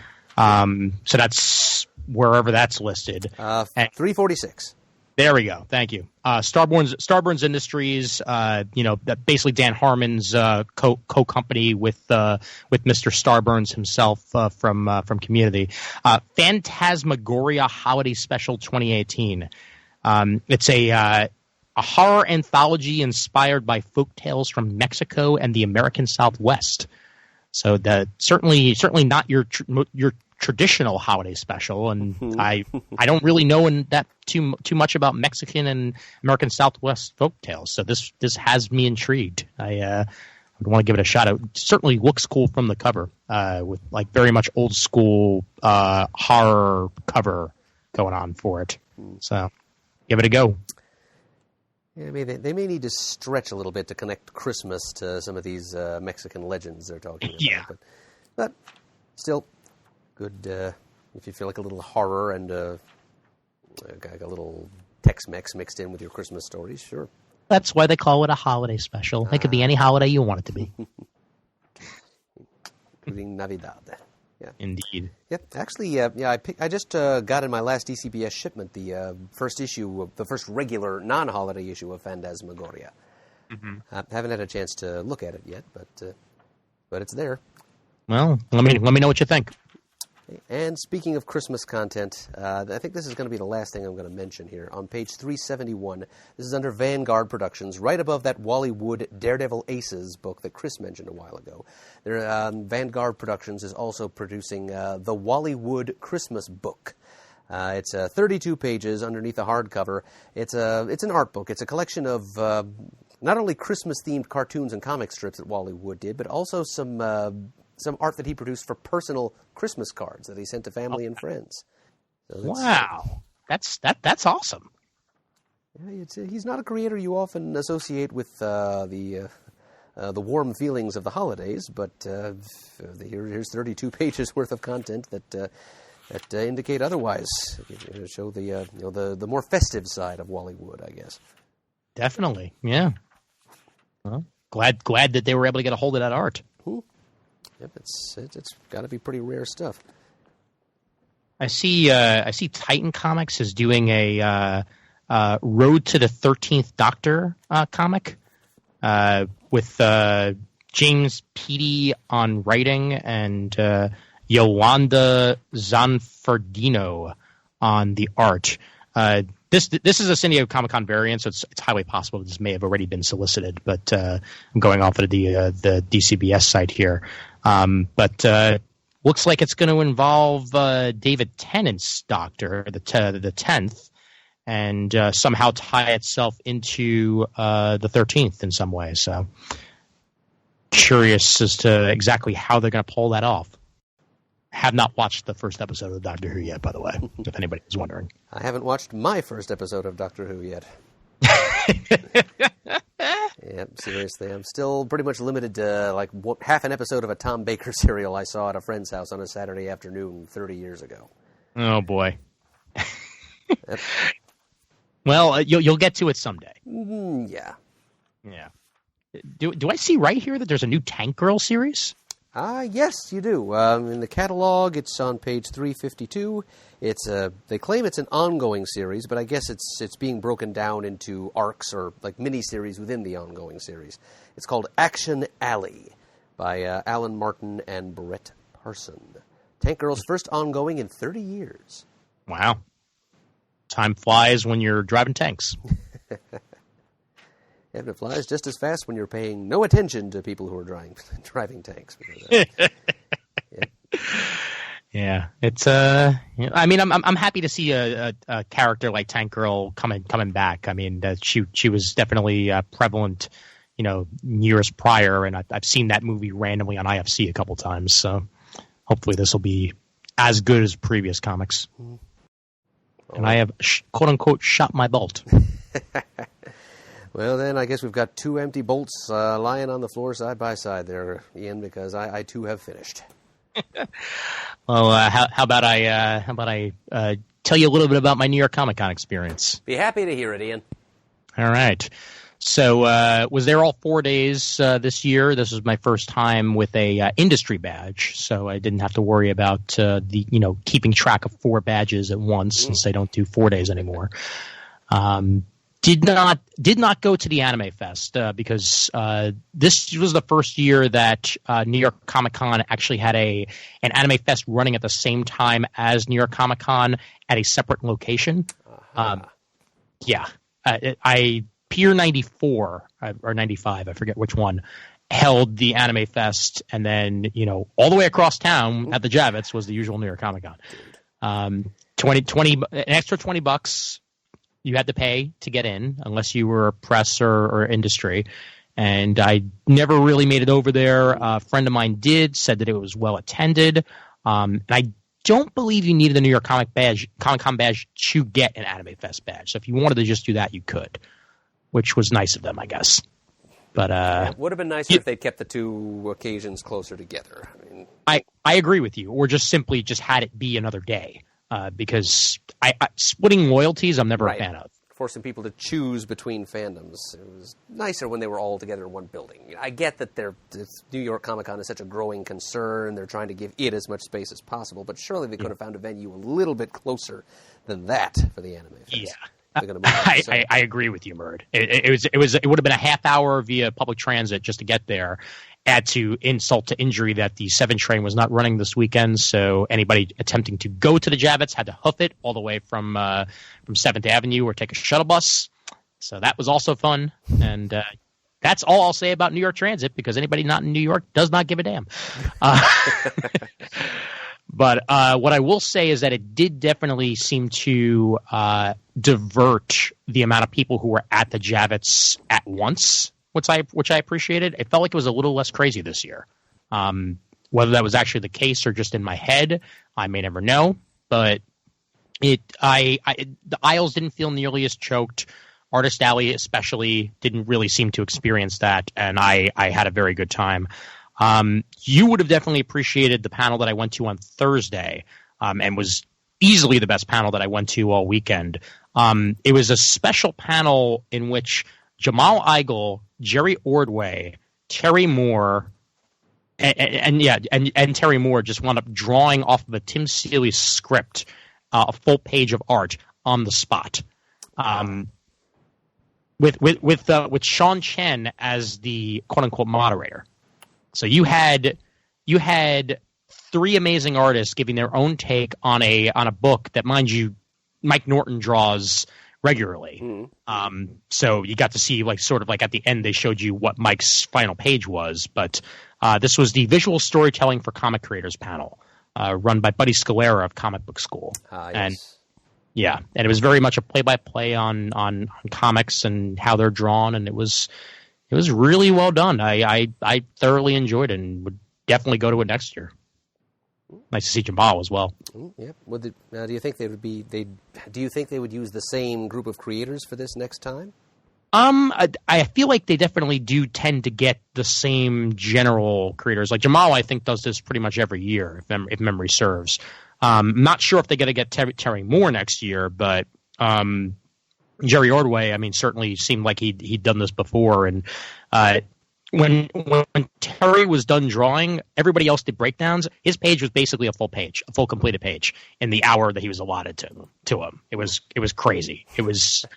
I'll post the photo to the comic forums, but once this episode's out, and you can take a look at it on my Facebook, Murd, if you want to.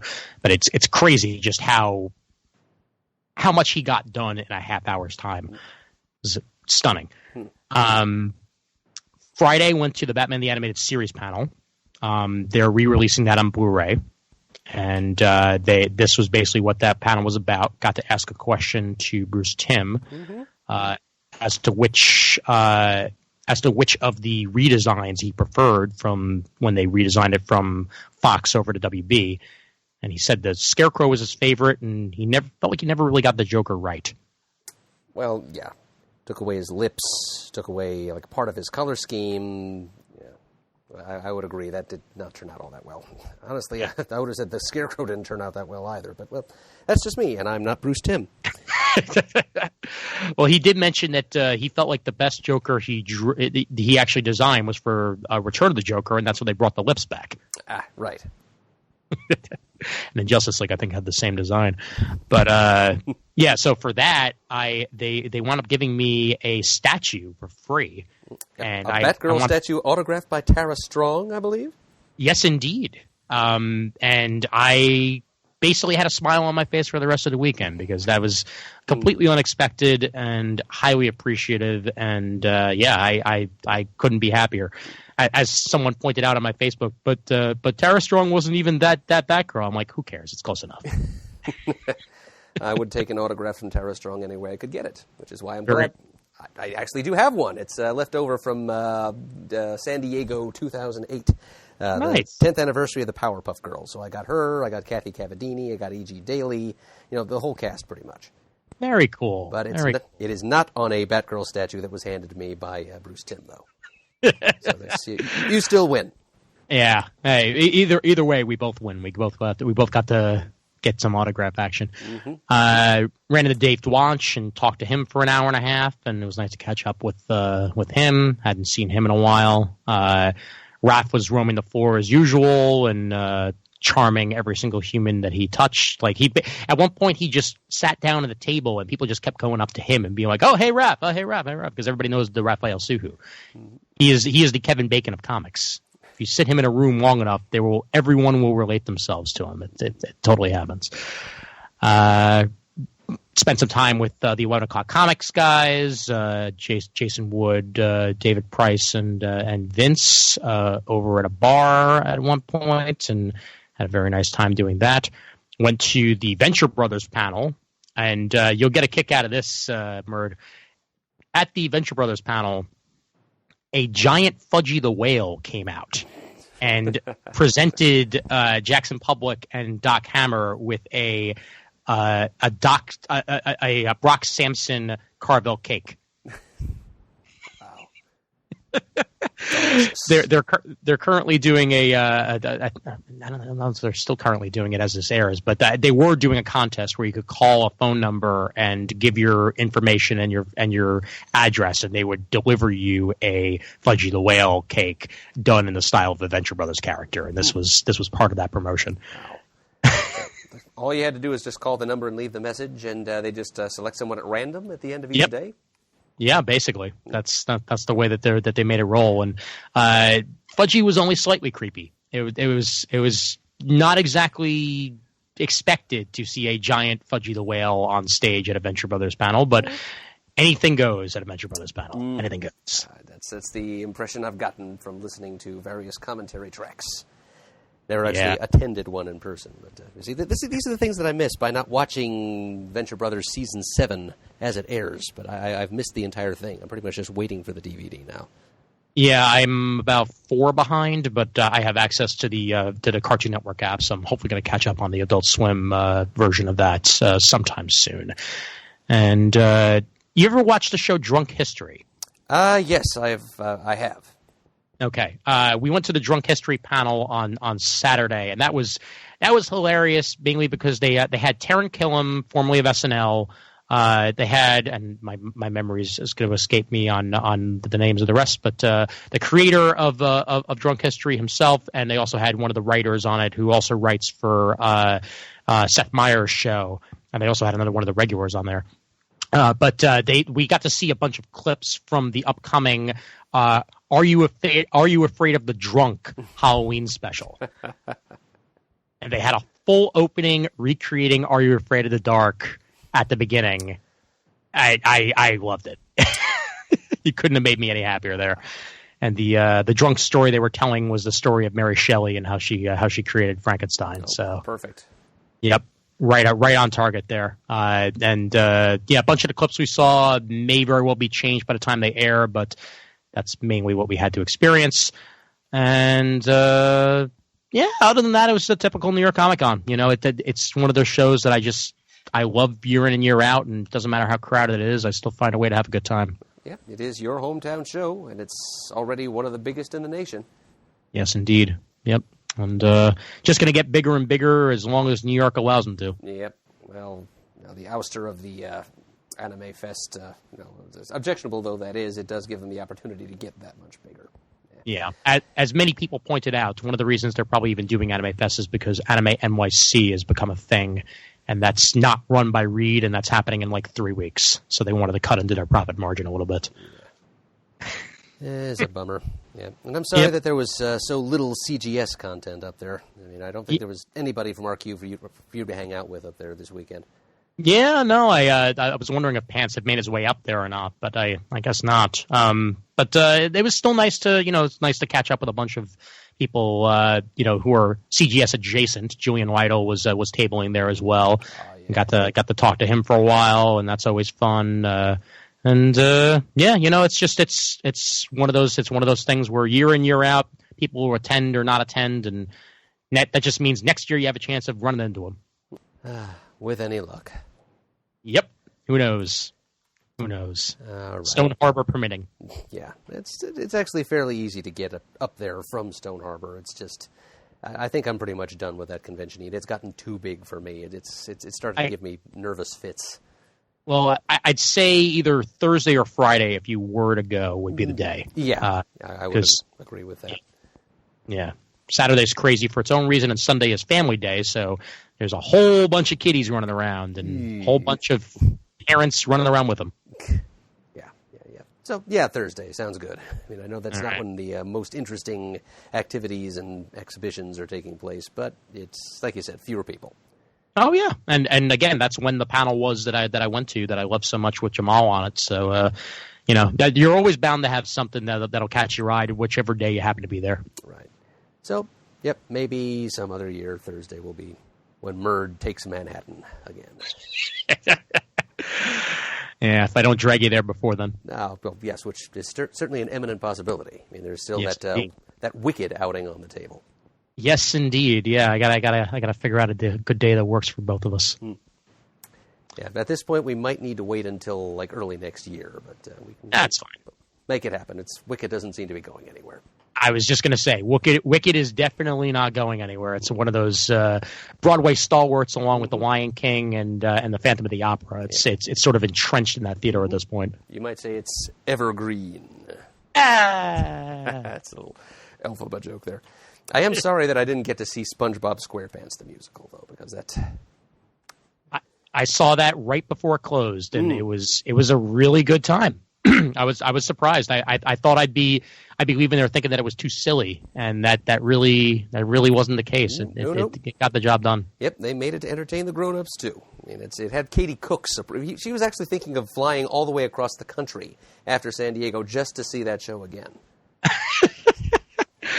That I would 100% say that absolutely sounds like something Katie would do. It does. She's so busy, I didn't even get a chance to say hi to her this time around. She was over at the A1 Steak Sauce Stable, and just A1 in the Artist Alley. Right. And she was very, very busy the entire time, and I am very happy to hear that for her. Always. I mean, it kind of sucks that it makes it harder for those of us who knew her when to get a little bit of FaceTime with her, but still. That's what the internet's for. Yeah. All right. So thank you for that NYCC narrative, Ian. No problem. All right. Shall we bring this to a close? Might as well. You got the spiel? I do. I get to play Shane once again. But before I do that, though, this episode of Comic Geek Speak was, of course, brought to you by the Discount Comic Book Service. Visit dcbservice.com. Check out all their discounts, all their convenience, and just allow them to be your source for newly released comics and collections on the Internet. If you'd like to send us an email, our address is comicgeekspeak@gmail.com. If you'd like to leave a voicemail, you can call 267-702-6642. You can like us on Facebook. You can follow us on Twitter, where our handle is @ComicGeekSpeak. You can go to the CGS forums, which are at thecomicforums.vanillacommunity.com, where you can give us some feedback pertaining to this episode and many, many others we've released over the years. Let us know what your previews picks are for this month, and just engage in some non-podcast specific discussions with your fellow CGS listeners and friends on any geeky topic you can imagine. We'd like to thank everybody who has donated monetarily to the show, either recently or in the distant past. We really appreciate it. The show would not be what it is today without your help. And as always, we are uniting the world's mightiest heroes, one listener at a time.